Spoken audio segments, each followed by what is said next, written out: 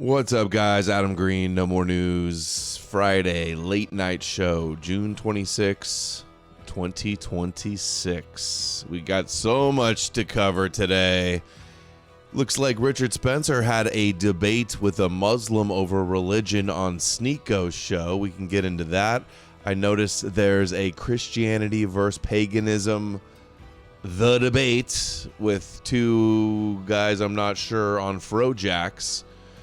We got some Jews bragging about Christianity, taking over Christianity. Chud the Builder, another person comes forward. Trans man, woman claims to have had sexual relationship with Chud the Builder. Might get into that. Nick is on with Fresh and Fit. Megyn Kelly is going hard against the Haitians. Alex Jones and Louder with Crowders dude are saying some things. Black Hebrew Israelite versus the Demon Slayer highlight clips from See Through It All that got Jake Shields triggered again.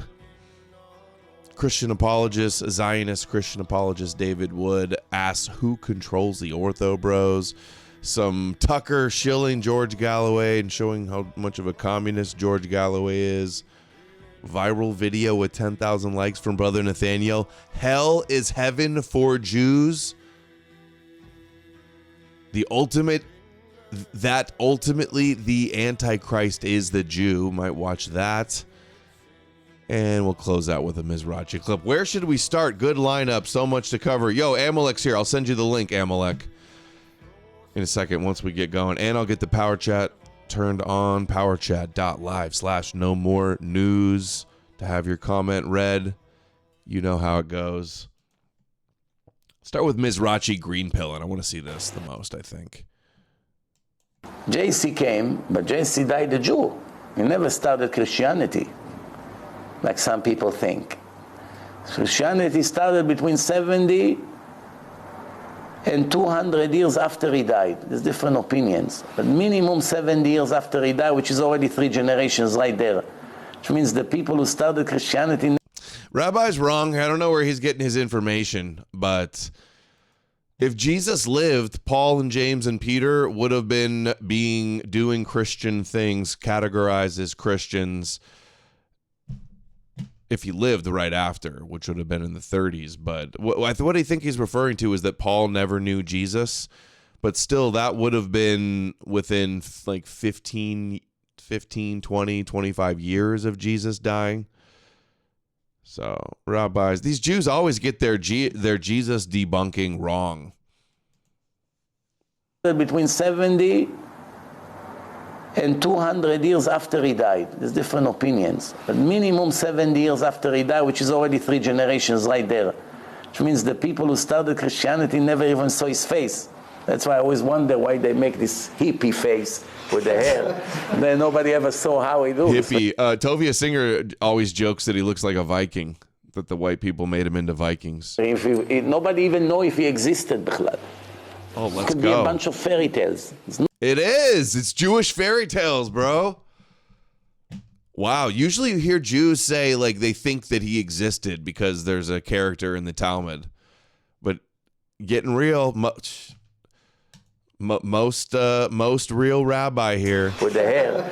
Then nobody ever saw how he looks. Nobody even know if he existed. It could be a bunch of fairy tales. There's no testimony that JC even existed. I know what you want to say. You want to say why, but it's in the Gemara. See, it's in the Gemara. It's in the Talmud. That's normally what Jews say. That's their position. Right? That's what he wanted to say. So it's not in the Gemara speaking about different JC. He lived 150 years in a different date. True, right? The dating of the Jesus in the Talmud is, there's 2 of them, and one's way before the historical Jesus would have lived, and the other one's way after. And their stories aren't the same. Wow. So it's not in the Gemara speaking about different JC. He lived 150 years in a different date. Most people don't pay attention. JC came, but JC... Wow. That's a banger. Okay, I'm trying to get this. Let's see the highlight, maybe. Let's start with this way. I get Amalek on the line. Get Amalek the You've been talking about this for a very long time. One of the pioneers in this space, and enough people don't give you enough credit for that. Oh my God, he gets all the credit. Everybody gives him all the credit all the time. What does he mean? He doesn't get enough credit. What do you mean? Maybe some of the people don't give him enough credit, actually, like Dan Bilzerian or. You've been talking about this for a very long time. One of the pioneers in this space, and enough people don't give you enough credit for that. How Joe Rogan literally gave him credit and said, "Oh, no one was talking about Jews before October 7th, but Nick Fuentes." Joe Rogan literally just said that. Crazy it is for you to see it from the beginning, where it's like you couldn't even talk about this topic, man. The beginning. I'm sure nobody talked about Jews or Israeli influence until the beginning in 2016, 2015, when Nick got online. That's crazy. So many people before him. So many people talking about Jewish influence.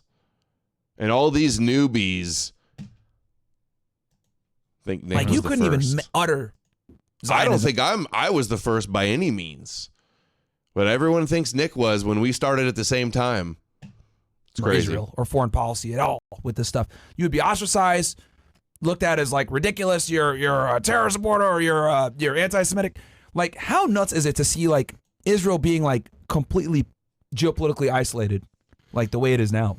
Yeah, and he doesn't even really get people because he leads people to Jesus. So it's not like he's actually called it. He was wrong about Trump all along. Are we forgetting he was the biggest cheerleader for Trump for the last decade until like a year ago? I never thought it would happen, honestly, because I always thought that was the one thing no one was ever going to talk about because it's just too. I mean, you know how it was even 3 years ago when we did the show for the first time.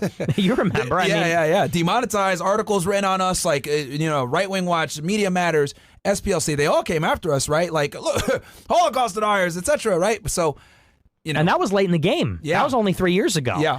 Yeah, you're late in the game, dude. It's really unbelievable how quickly, it's all October 7th, obviously, but like it's just shocking. Not only that it has happened at all, but just how quickly. It was just like overnight. I did this from 17 to 23, basically, and realistically, there wasn't a ton of movement at all. There wasn't a mass awakening, anything looking like that. And then literally all at once, it just flipped. And now the biggest podcasters like Tucker, Candace, Megyn Kelly, Theo Vaughn, Joe Rogan, who's the other? Tim Dillon. Yeah. It's like literally. Well, Joe Rogan still dances around it. But, for the size of his program, he's definitely not pro-Israel, which is really interesting. Yeah. You're right. And he's brought people on, he brought, Ian Carroll on. Ian Carroll talked about like the dancing Israelis, and I was like, what the I was like shocked. Dave Smith a bunch of times as well. So I was like, I was shocked when I was like, oh wow, like he mentioned dancing Israelis on JRE. This is insane. Yeah. This was like considered like a fringe conspiracy theory for years. And like now people are figuring out that like Israel. It got on Joe Rogan. People are figuring it out, and then what? Did anything change? Oh my God, Joe Rogan mentioned dancing Israelis, bro. It's over. We won. It happened.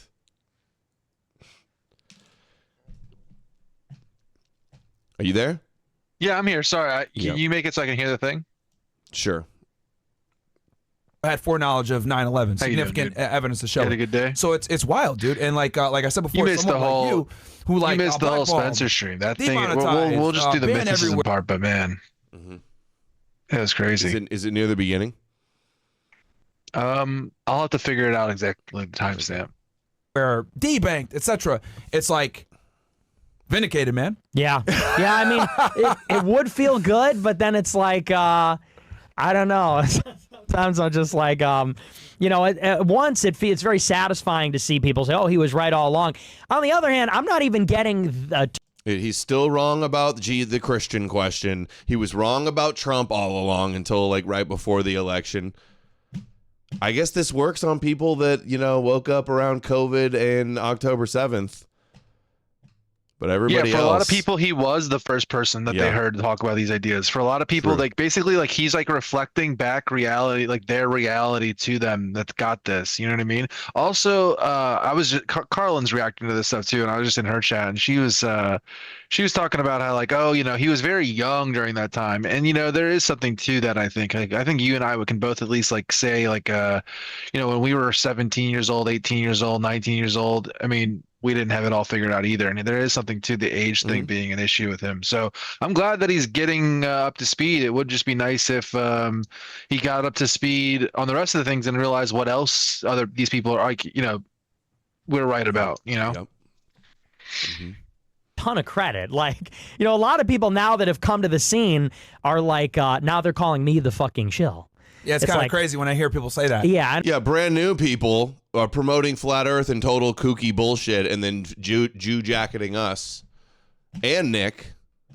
And we don't need to get like, into stuff like that. It's kind of crazy because like they'll say that. I'm like, do you not realize how much this guy's lost about this fucking topic? Yeah. Like, are you fucking serious? Like, how much he's nuts. lost. It's like a lot of times like they'll give a talking point. I'm like, wait, Nick said that first. You know what I mean? So it's like it's crazy when people don't give their flowers or don't talk about it. So it's like insane to me. All right. Hold on. Let's bang out some of the shorter ones before we get into the big Spencer. There's debate. a lot of influence ops that happen. So this is Trump's social media. Was Trump's social media manager? I think that's what it is, right? Yeah, something like that. Yeah, something like that. There's a lot of influence ops that happen on social media, and I think if we just continue talking about the war in the Middle East, for example, there's an information op on the pro-Israel side, and there's an information op on the anti-Israel side. Who's getting paid to be anti-Israel? I've been very critical of Israel. I've never taken a dollar from anybody. We have no investors and no debt. So I know for myself, I've never, and I would never take money to give an opinion. So he's acting really guilty right now. It's like, was he talking about you? He starts immediately going into defense mode. Like, I'm not taking any money. What are you talking about? That's funny. For myself, I've never, and I would never take money to give an opinion. So you're not Tucker Carlson. I actually really like Qatar a lot, and I think the people who run it are amazing. But I've never taken any money from Qatar, and I never would. I think it's interesting to hear you say that there is anti-Israel commentary that's being funded by foreign countries. I've never heard that before. And it also might be. Wait a second. What? He's never heard of them accusing Russia of promoting conspiracies online in America? I mean, Russia's one angle, but like the idea that like he's never heard of anyone, he's literally, like the guy just said, he's literally called Tucker Carlson because of this. Like the idea that he's never even heard of this concept. Why does he do this with everything? He does this with everything. Oh, I've never even heard of that. I never even thought of that. I never even contemplated. Yeah, you never heard of like Russian it. bots or Dugin, I don't even think that that's the subtext what they're talking Dugin about. Promoting conspiracies. That's like the next level. You know what I mean? Like I don't even think that that's even on their radar right now. What they're talking about, they're not. I don't think this guy's really even talking about Russia stuff. I think he's talking about Qatar. He's talking about. Really? Yeah, I don't. Yeah, I mean a little bit, but we see it from that angle. But I think he's specifically talking about like. It looks like he could be related to Zelensky. Doesn't that look like Zelensky? It's funny. I thought he looked like what's that guy's name? Steven Anderson, the preacher guy. Mm-hmm. You know what I'm talking about? Yeah, he kind of looks like he could look like he could be his brother. Mm-hmm. Funded domestically. Funded by foreign countries. I've never heard that before. And it also might be funded domestically. And maybe what I'm not going to accuse anybody of taking money. That's not my position, right? But I'd like to. I'm an expert on social media. Yes. Early on in my career, I started my company to help conservatives communicate better on social media. Yep. Oh, I wanted to hear. Keep going. All right, Megyn Kelly going hard. 1 minute on the Haitians. This is pretty sick, actually. Yeah, dude, this is after watching Vigilant Citizen one time. She like honestly, she has basically become like she was like a shit lib back in the Trump. Remember when she was She was on Fox News, and remember the whole Megyn Kelly bleeding out or whatever from Trump back in the day? She was basically like a right-wing shitlib. Like that's actually like how I would describe her. And now she's like full. I mean, this clip is so funny. I haven't seen it. I saw everybody you're gonna tweeting love it today, though. And look, this has been going on for over a dozen years. Go home. Get out. We know our country's better than yours. That's because we filled it with our work ethic and our culture and our values. You being here only dilutes it for us, those who built it and live it. And half of you people, more than half, you won't assimilate. We don't want you. We don't care if you're offended. Get out. Go home. Go back to fucking Haiti. Sorry. I'm thinking about our friends in Ohio. Dude, what did Sneeko do to her, dude? Yo, Sneeko, go back to Haiti. Clown. Sneeko reacted to it, and he was mad. He goes, "Oh, so everyone's becoming skin worshippers. All these people are becoming unchristian skin worshippers." He calls them. That's me, proud skin worshiper. We need some skin worshiper merch, dude. Skin worshiper. They call it like racial idolatry. That's another one I heard the Ortho Bros use. And dealing with these. Well, that's their number one problem that Islam has. Now. That's their number one problem with Judaism. They're saying that Judaism is all okay except for the parts that are racial idolatry that are added in the Talmud. That's their honest position. It's so stupid. She's going hard. This is how all of the MILFs need to go. Who've been dealing with these TPS Haitians for years now, who are drunk driving all over their towns and killing people. This is the whole cats and dogs thing. Like, they don't want to live like Americans live. And this was supposed to be a temporary, it was supposed to be temporary help. And it's turned into another backdoor way of allowing someone permanent residency here. And they take advantage of all of our public services and our...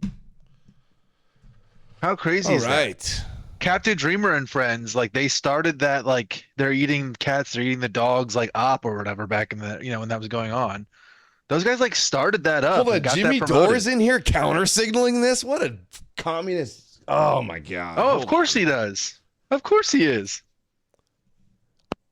Kelly pretends the problem is some inherent flaw in Haitian culture or lack of work ethic. In reality, it's all white people's fault. That's what he's going to say, huh?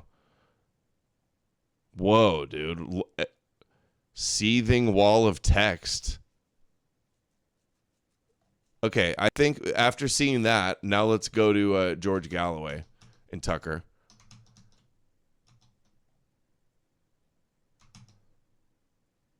American can be against... Now, how any American can be against immigration when every single one of them is from immigrant stock always amuses me. Now, what? So we're not allowed to be against immigrants? We're not allowed to say enough of the demographic replacement in America because we're all immigrants? It's so dumb. Not only was the immigrants that came here, like, first of all, there's colonial settlers that came here. They weren't like welfare system queens, first of all. Second of all, they were all coming from Europe, and the idea that they were just coming here for fun or something like that, that's ridiculous. I don't know. Like this whole idea is so stupid of them that they do this. You know what it is? It's like, just because we brought in one person, now we have to bring in literally every person on earth. That's kind of what they're saying with this, right? Like, oh, you can't discriminate whatsoever. If you bring in one person, then you have to literally relocate the entire population. What is the limit for George Galloway, I wonder? How many would be too many immigrants if we literally picked up the entire continent of Africa, Asia, South America, and the Middle East and India, and we just literally emptied all those people into America? Would that be enough for him, do you think? Is that finally enough diversity? Like, it's just a crazy scenario for them to be like, well, if you accepted any immigrants ever, then you can't ever be against any immigration. That's hypocrisy. That's ridiculous. Dude, I had another one, and apparently... Which one? I bookmarked a bunch of stuff, so I can... Here, let's just do this one. Militarized public health. Mr. Galloway. Produce what? Democracy. Yeah, this is the one. Produce what? Democracy. You guys don't have democracy. What are you talking about? All of those issues. George Galloway would be the prime minister if you had a democracy. I'm not left, actually. I'm a socialist. For a full Chinese style. He's a huge Russia shill. Obviously loves Russia. Goes to Russia all the time. And that's who Tucker's boy, was on Sneeko recently too. Lockdown and one of the top figures in the Russia shill sphere. Mobilization and this militarized public health response. That's what I fought for. That's what we agitated for.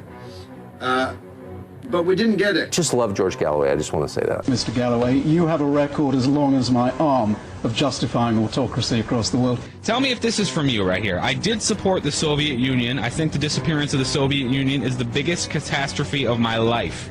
Is that true? Yes, I did say that. That is my view. Hugo Chavez and Fidel Castro are the real leaders of the Arab people. Victory to the Intifada. Long live the resistance. I put my cards on the table.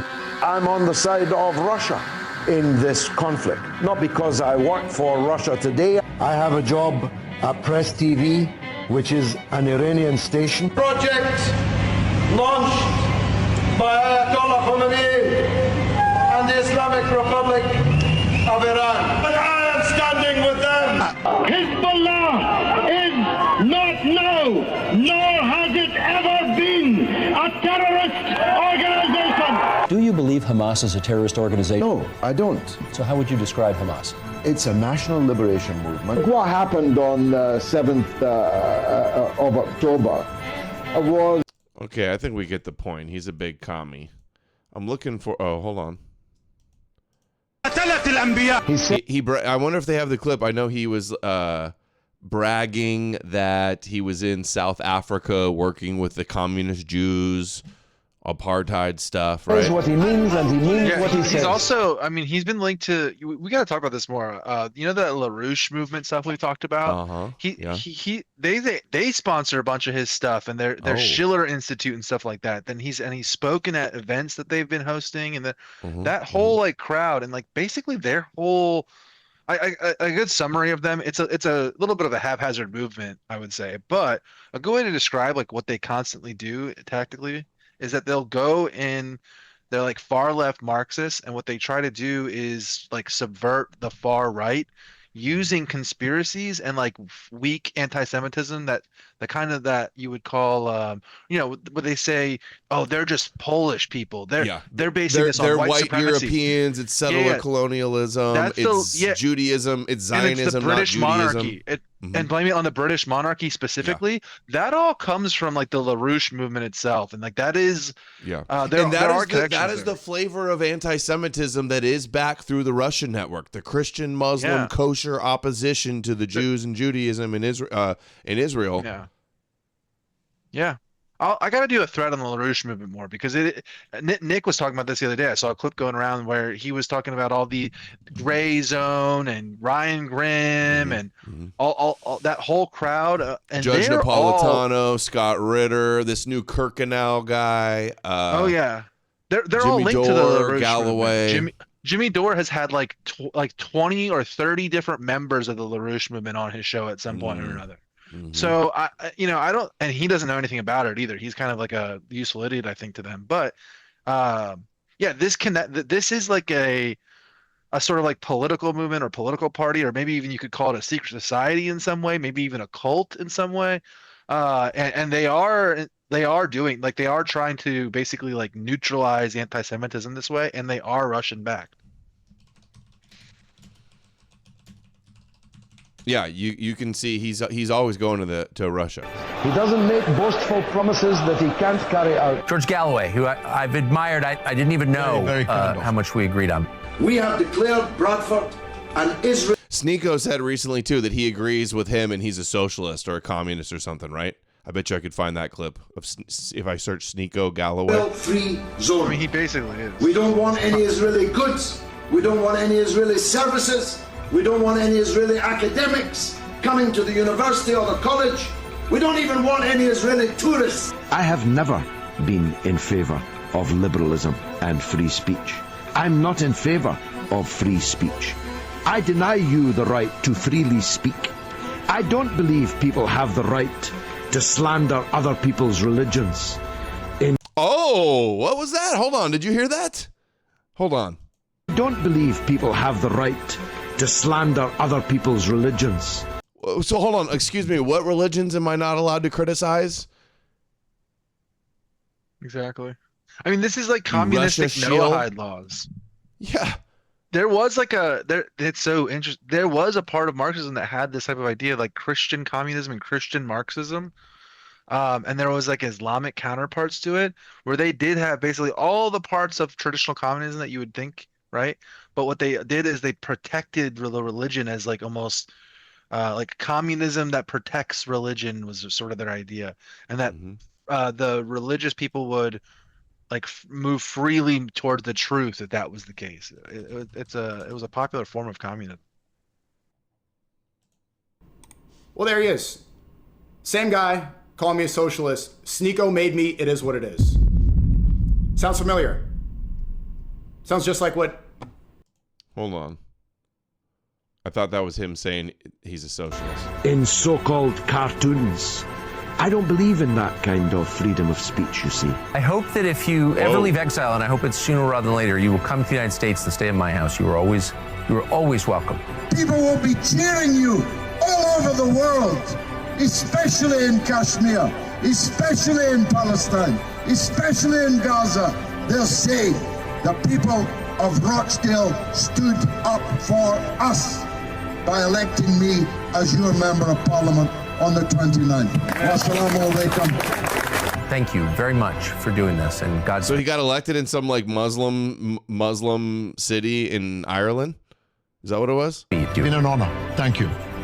Rochdale is now an English town, but it's also a Palestinian town. Alhamdulillah, may God protect Syed Nasrallah, the leader of the Lebanese resistance. الموت لأمريكا.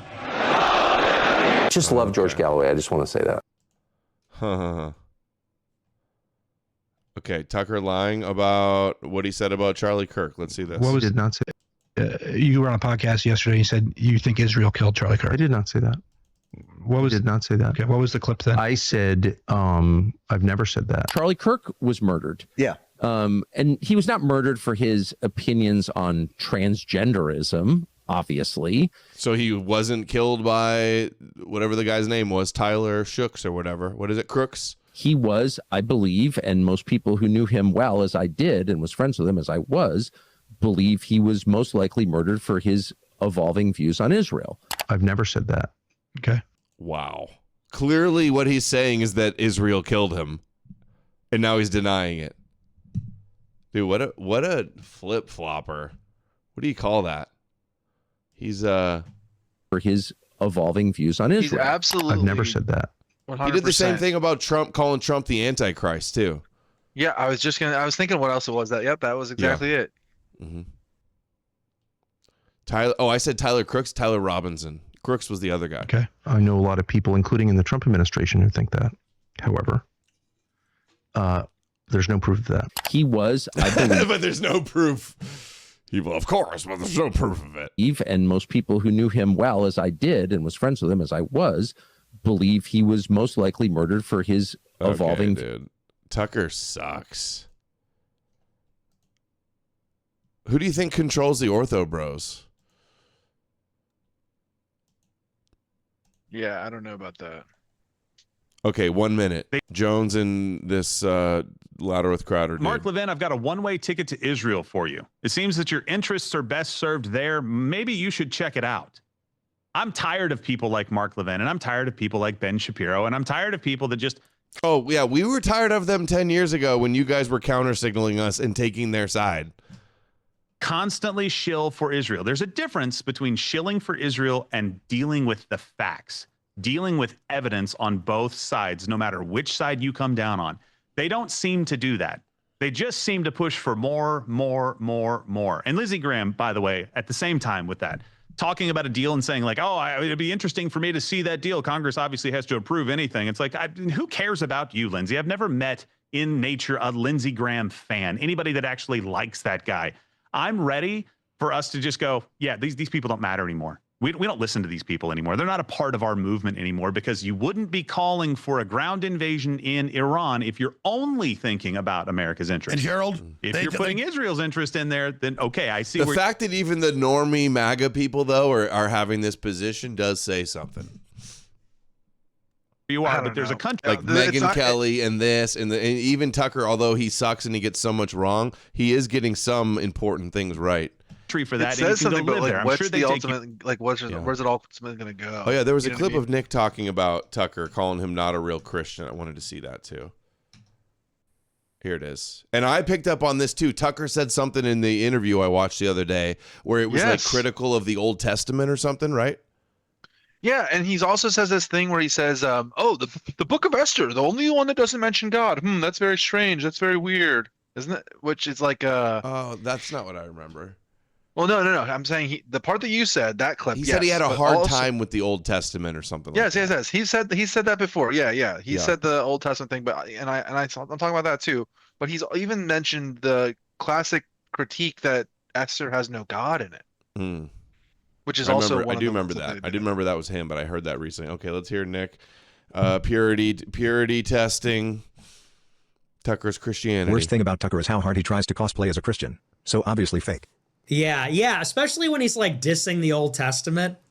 It's clear that Tucker is some kind of like Marcionite or something, because I don't know if you remember, he had on some Catholic and he said, I love the message of Jesus in the New Testament. It's all about forgiving your enemies and blah, blah. He goes, I don't really get that in the New Testament, or in the Old Testament, he says. And the guy says, well, you have to, the New Testament actually illuminates the Old. You can only read the Old Testament understanding that it is fulfilled in the New. You have to read Christ backwards and everything. It doesn't work the other way. So that was interesting. Tucker goes, yeah, the God of the Old Testament says we're going to kill the Amalekites and doesn't seem to be forgiving. It almost seems different. It's like, bro is like a Marcionite. Bro is a Gnostic. I think Tucker might be a Marcionite, and we're seeing a Gnostic Marcionite. Remember, Donnie Darkin was always talking about this, actually. In fact, when I heard that, that's what I thought of. Donnie always saying that this like Gnostic thing. We're seeing a lot of that. Well, that weird guy he has on that talks about like, oh, Bibi's funding all the churches that he just had on again the other day. He does the same thing. It's like you could call it like pseudo Marcionism, maybe internet Marcionism. They probably don't even know who the hell Marcion is. Some of them, you know what I mean? Yeah, but they just put it together that like New Testament seems nicer than the crazy bullshit in the Old Testament. Well, they basically see it. It's also annoying though, Nick. Like Nick, you're sweeping for the Jews like Bible, dude. Come on, you're sweeping for the Torah. Like that's why people go, oh, you're so vindicated. Oh, totally based in red pill. Like now here he is like shilling for the Torah. We'll see it in the Muslim interview with or the Muslim debate with Richard here, a little bit maybe towards the end, where the Muslims do this. I mean, you've seen it before, but the guy does it in the interview or in the debate where they do this with Islam too. They basically read backwards that, oh yeah, Moses was a Muslim, Abraham was a Muslim, all of them were Muslims. So they like sweep read for all of it. They co-sign all of it.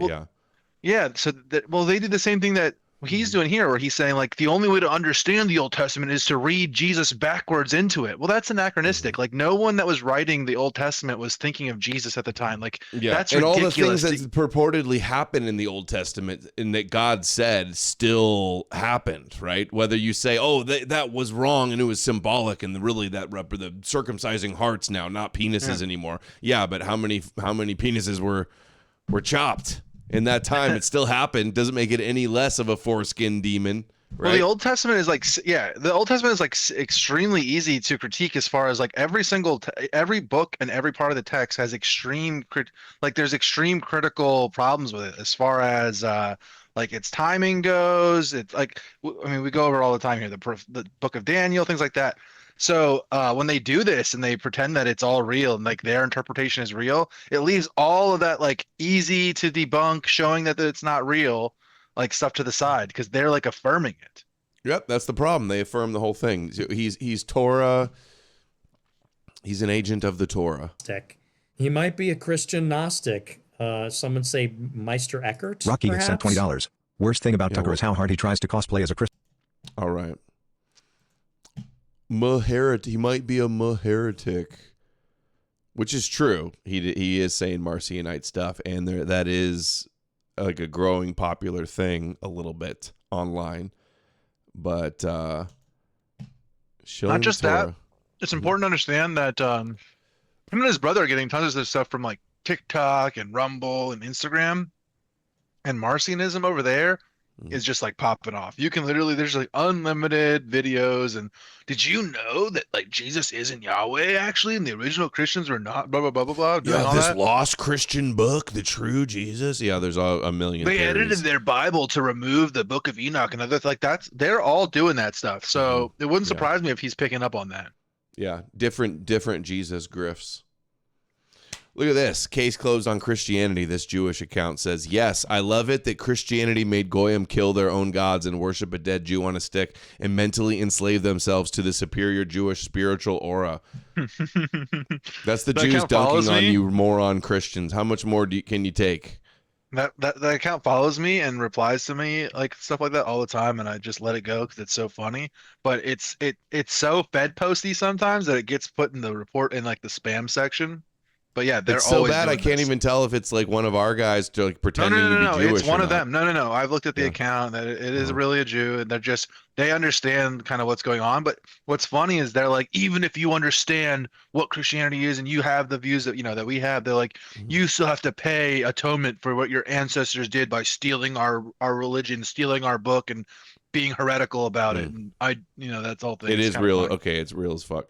On top of the ruins of the temples to your gods, there are now temples for a dead Jew on a stick. Dude.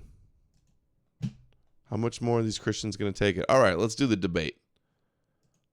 I'm ready for the debate. I don't know. I'm a little tempted to hear who owns. But let's do all the other stuff. The debate's really long. We're going to have to go and stop Destroying and debunk each point and go through each point. So let's All do all right, the other let's stuff. just hear where he's going with this. I don't like this guy, but I want to hear what he says. Is he going to say the Ortho Bros are like controlled by Russia or something? That's what I'm curious to see. The Russian military has been targeting Protestant churches in Ukraine, and I only found out about it by accident because no one bothered to tell me. Why didn't you tell me that Russia is attacking Protestant churches? Because you didn't know either. Shame on you. Here's how I found out. Someone in the chat was complaining about Israel destroying Christian churches in Gaza. Jews! So I asked AI, how many Christian churches were attacked by Israel during the war in Gaza? And the answer was 3. St. Porphyrios Church, Gaza Baptist Church, and Holy Family Church. All of them were damaged during Israeli airstrikes. Now, even though it's only 3 churches, that's still a lot of churches because there aren't many Christians in Gaza. If you go back several decades, there were between 30 and 40,000 Christians in Gaza, whereas now there are only around 1,000. Crazy shit. But we started thinking about other wars and wondering how common it is for churches to be damaged during wars. You can do that. Seems like something that would have increased once militaries. Okay, just get to the point. You're going to say how many they bombed in Russia? 50. How many religious building impacts? With at least 450. Russia has damaged or destroyed 737 religious buildings in Ukraine.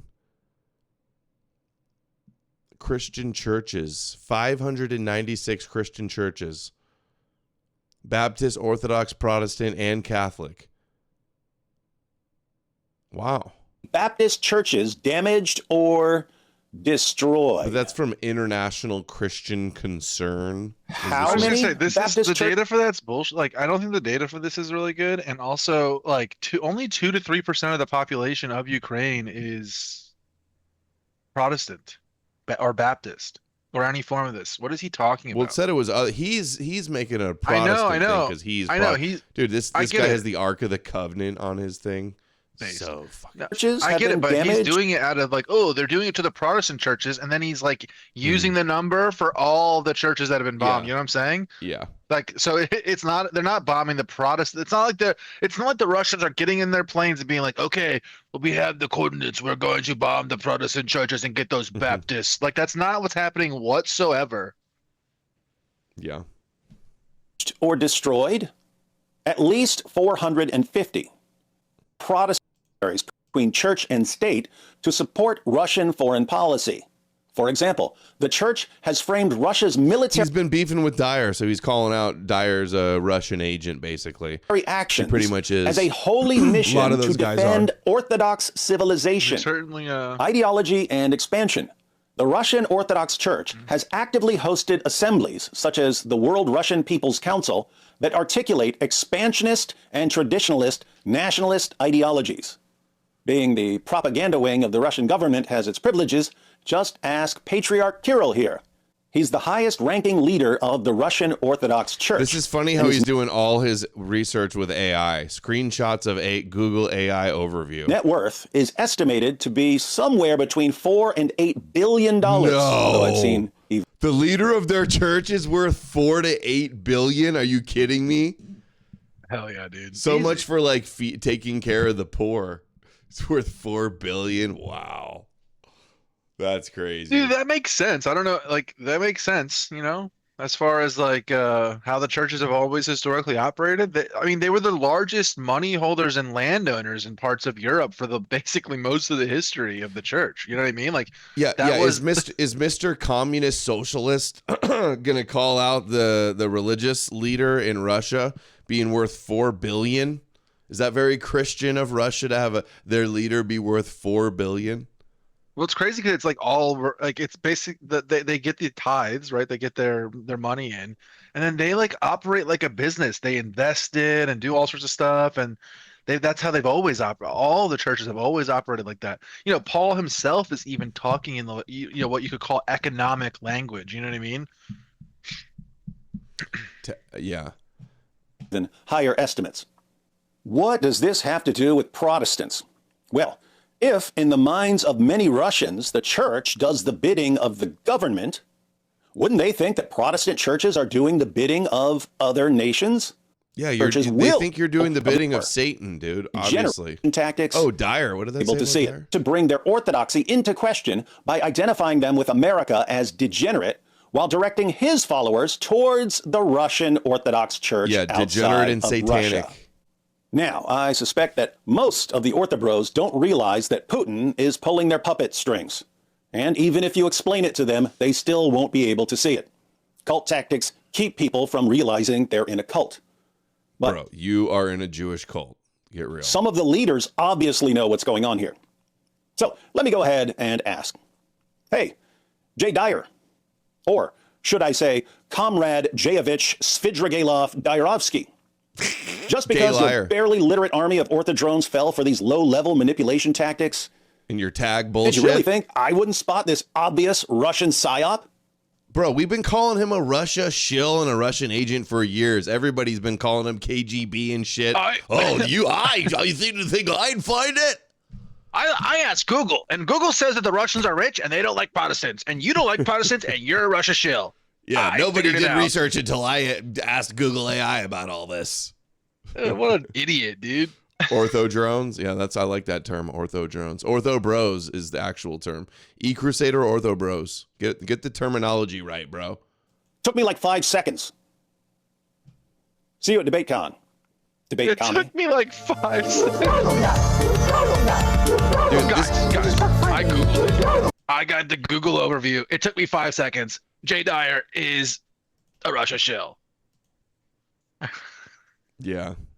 Wow, he's never heard that one before. I can't handle these idiots right now. Let's just go watch this this debate. This is supposedly the best highlight. 30 seconds. Okay, so you don't like... According to Chad Champion. I don't think this is the best highlight. This is pretty funny, though. Okay, I haven't seen it yet. It's what was on my timeline. Okay, so you don't like it when your wife covers up. You like when men look at her? Yes. You want men to look at your wife? There's a difference between men looking at your wife and men doing other things with your wife. No, I said look. I want to go back to an ancient world where we're just wearing togas and sandals, and you're just seeing cleavage and long legs. I just want to confirm. I do want to live like that. Yeah, I'm a more sensual person. So you want me to look at your wife's cleavage? You can look at my wife's cleavage.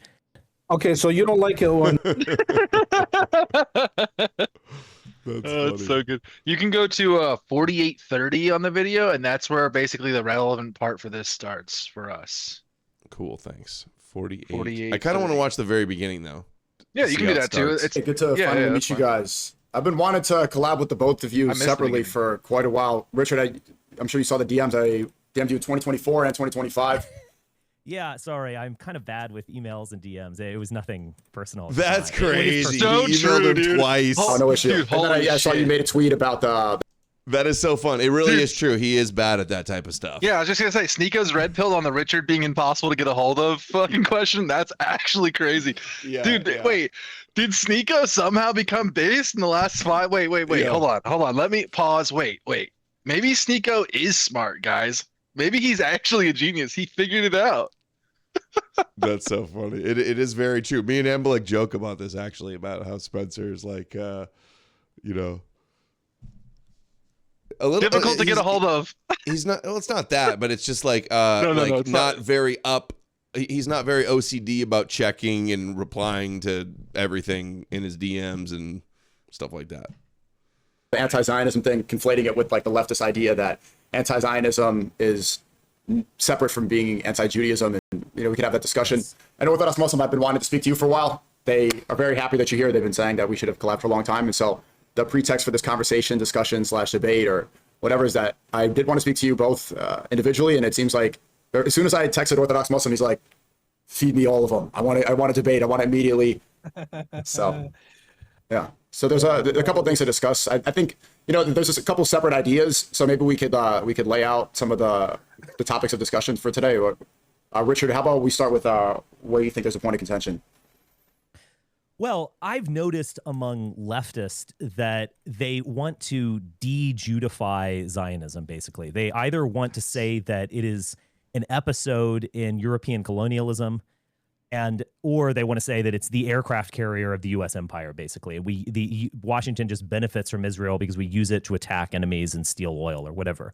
I think both of those positions have a kernel of truth to them, but I do think they're fundamentally wrong. I think Zionism is a full expression of Judaism, and I don't think you can understand it without that. And thus, if you are going to attack Zionism, you at some point have to attack Judaism.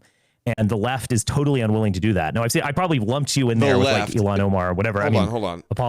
No, it's not just the left. Sneako in all of his ilk are the ones always saying Zionism's not Judaism. That's their mantra. Sneako says Judaism is a beautiful religion, and he thinks the Torah was given to the Jews by God. So when he says the left, it's the reference to that tweet of Spencer's the other day where he's like, "Oh, it's literally not Judaism" or whatever it was, where with Sneako and Ilhan Omar and I think Mandani was on that picture. That's what started this debate. Is basically like Sneako saw that and was all like, "Well, I don't think that." Basically, yeah. They have two deflections that runs cover for Judaism. They say Zionism's not Judaism, so don't blame Judaism. It's not its fault. And they also say Judaism is satanic, or they secretly worship Satan or Baal, which Sneako promotes also. That's also a deflection from Yahwehism, which is really just Torah Judaism. So good call out. Great, off to a great start. Finally talking to sense into Sneako. About time he hears it. Obviously you can prove me wrong. I think that is worth saying. Like, they are fulfilling prophecies in the Torah. And so if you do find this problematic, which many do, you need to start to be more skeptical of the Torah. I don't think they're willing to do that. Many leftists are atheists, and they're not willing to do that. Muslims aren't willing to do that as well, because the Torah is ultimately sacred. Christians, a lot of Christians, particularly Protestants, take they get it. And in a weird way, I agree with fundamentalist Protestants. I just don't believe them. Yeah, go ahead. Great start. So you said Muslims are also in the same camp because they view the Torah as sacred. Can you just disambiguate what you meant by that? Well, I mean, Islam is obviously created hundreds of years after the compilation of the Hebrew Bible, but it's a sort of sequel or continuation of Judaism in the sense that you are descended from Ishmael, who's descended from Abraham. And, when Muhammad made his night ride, he went to Jerusalem. And I don't think that's a coincidence. It's sort of, in much in the same way that Jesus comes to Jerusalem on a donkey. Both religions are kind of going back to their source. I guess I would think of it as Judaism as No, it's like the source code. Christianity is Judaism 2.0. Yes. There are some significant differences, but it's derived from Judaism. I mean, Jesus is a rabbi, and Islam is 3.0, a new version. There it is. Okay, and all of these that's things just are written the by very Jews basic. as well. Everybody needs to get. Yeah. So, all right. Anybody that goes astray of that are missing the mark. That's the baseline right there. Okay. You're right. Nate Live in the chat said that he won already. He did. Perfect. I think you have a very confused idea of what Muslims think, to be honest, with all due respect. No. So, no, we wouldn't say that. Wrong. Oh, we believe in the Quran, and it's like a little bit different. Islam from within, we don't think that we're a continuation. Rather, we think rabbinical Judaism is a ideology that broke off from Islam. Christianity is an ideology that broke off from Islam, and the Torah. You think you're a continuation of Judaism. So I agree with you. It's even stupider. They think that Moses and all these people were Muslims the whole time practicing Islam. You think that Islam has just always been Judaism. You're wannabe Judaisms. Yeah, it's like projecting back and it's projecting history backwards through the text in the same way that Christians do with the Old Testament, reading Jesus into the Torah. Islam does the same thing, reading into the Torah that Ishmael actually was, the rightful heir, basically. Everybody was Muslim all along. They just didn't know it until 1,000 years later when Islam and the Quran happened. Then we realized, we were Muslims all along. They always do this too. Oh, you don't understand Islam, and then say this every time on the spaces. This would be the conversation, and then Spencer's looking like, oh my God, are you really this stupid? Is inherently Zionist. I mean, there's no doubt about that. If you open up the Talmud, you look at what the sages say, the Tanaim, the rabbis. I mean, it's very clear. The Jewish objective is to have a Jewish state. The Messiah will come. He will rule the world. They'll have, however many numbers of slaves. To the Talmud, according to the Torah. Yeah. Why are we blaming the Talmud? Why are we? Yeah.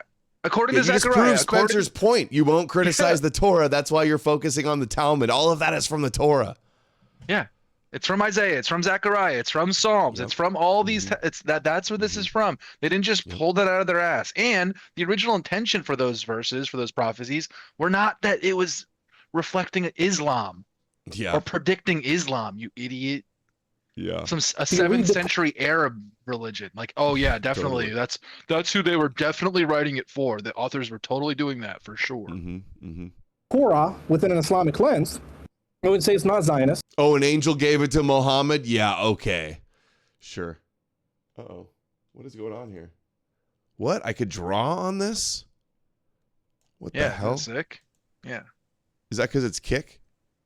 Because then the land promised to the Israelites is really promised to Muslims, Israelite Muslims, not on the condition that they are Israelites per se, but on the condition that they are Israelites and that they keep the commandments and not break God's covenant.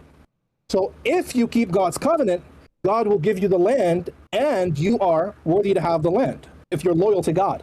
If you're not loyal to God, whether you're an Israelite or not, then he's going to give you to your enemies, which what happens with the Israelites. So you think it's all real, their covenant was real, the stories are real, but then they disobeyed. So now it's not real anymore. Like, bro, you're affirming the Israel Torah. Does exactly. Exist. Thanks for proving what Spencer just said. Yeah, and hold on, Israel does exist today. So in that logic, doesn't that just prove that they should, if that's true and Israel does exist today, then doesn't that just prove that God wants Israel to exist, dude? Under their own framework right here? It's just very dumb. Yeah. God sends them into exile because they're not worthy of having the land. So I would say Muslims have an inherent ownership to that land, not just to the land, but to the whole world. I understand your perspective. I mean, you have to be honest here, though. When this might make perfect sense in your mind and among your colleagues and friends, but if you tell an average secular person that Christianity broke off from Islam and rabbinic Judaism broke off from Islam, I mean, they're going to look at you funny because it seems like you're looking at this backwards. And so the things that were of the recent past are kind of closer and you're assuming that those are original. Now, I understand you're a sincere believer. So I understand, but I'm just telling you that many people might find that a bit discombobulating. I'm objecting to that though. And I'm saying this is a claim that we could historically substantiate. without assuming the conclusion of Islam. Okay, so do you? Let me ask you a couple of questions so I can better understand. Are you going to historically prove that the Quran came before the Torah? Because that's what you would need to do to debunk this. In the same way that you're familiar with all this like Christian apologetic arguments and Cope about all this stupid stuff on, why actually it is talking about a virgin in Isaiah and things like this. They have a whole like I could call it like a Islamic apologetic industry of providing arguments like this and things like that, where they like relate it to like basically like shoddy apologetic scholarship in the same way the Christians do. The Islamic world has their whole own version of this that he's referencing right now, right? So when he's like referencing that entire body of work basically of like apologetic scholarship in Islam. Where they do this, they do things like, the Jews wrote in an extra word here to change the meaning of this verse, and then see in the Quran we have it in its original preserved form, basically fixed, and it shows that. And they've got like thousands of proofs like this, and every single one of them, I would say, maybe except for like 5 or 6 I can think of, maybe, are all like Dustin Nemo's tier retarded shit. Yeah. I've heard their arguments where they go, the Quran has stuff about science in there that like was way ahead of its time and was proven right later on, and it's like the dumbest thing ever. All right. And your worldview. So do you believe that Moses, when he was leading the Israelites while they were wandering, that they were practicing Islam? Yes. Oh, wow. Okay. Now, what's Islam? Submission. Okay. Yahweh. So no. So that's too broad. Somebody could say, "Hey, I submit to my PS5," or "I submit to my pregnant baby mama." Does that? Yes. Okay. Well, I don't know about that. I don't know where that came from. So Islam is not. So linguistically, Islam is submission, but religiously, he said Sneeko submits to his PS5. That's hilarious. I like that. Sneeko's catching strays out here, and look at Spencer's laughing. Couldn't help himself. What is Islam? Chat like in a more specific theological definition. What is Islam? As you asked me, was Moses a Muslim? Belief in Quran and Muhammad as a prophet. You have conceded that he's a Muslim because he submitted to a deity. So you must not mean linguistically. You must mean in a different sense. That is a more specific theological sense. So what is a Muslim theologically? You are submitting to Yahweh, the God of Abraham, the God of Israel, the God of Jesus. And is that? I'm trying to define it in the most uncontroversial way. Okay, let's just go with that. Did Moses submit to Yahweh? Yes, when he circumcised himself. So Moses was a Muslim. you just said, was Moses a Muslim? And I said yes, and you just like laughed like it's so ridiculous, right? Well, what was he called? Just 1 second. Then I asked you to define what a Muslim. I understand. Did Moses supposedly write the Torah, and did the Quran not be written down until 700 or way more than that, but 1,000 years later? How do these guys not get this argument? How stupid and silly this argument is, that how no serious person is gonna. I mean, they think it's true, and then they read everything backwards into it. That's all that's going on here, and it's like their brains are like hooked on tag, dude. Like it really is like how they just think of the whole world and how they read everything and study everything. They need it. Like, what if I wrote some book down, claim an angel came to me and said, well, this is my new greenism religion, and we're the Moses was always a greenism. He was a greenite. Yeah, well, that's the equivalent. Two things. It's kind of like CI. Like this is all ancient versions of CI, basically, where they're saying like, "Oh, we're the true Jews now." You know what I mean? That's like weird ancient version. But he's or not old even version. saying that he's a descendant of Moses, though. I know, but he's saying that like, "Oh, we have the covenant now, and we're the true Jews." Who's the true ones following the ancient religion of Moses? That's us, the Muslims. You know what I mean? Like that is its own weird version of like British Israelism. Or he's a wannabe Israelite by calling the Israelites Muslims. Yes. Right. Yes. He's like exactly. He's like Christians do the same thing. Orthodox Christians do the same exact thing. Yeah, I know. We're the true continuation of the Pharisees. Well, like, and then like you look at like Joseph Smith, for example, right? Like, what is the like what would he say about something like Joseph Smith? He obviously doesn't think Joseph Smith is a Muslim, right? And or anything like that.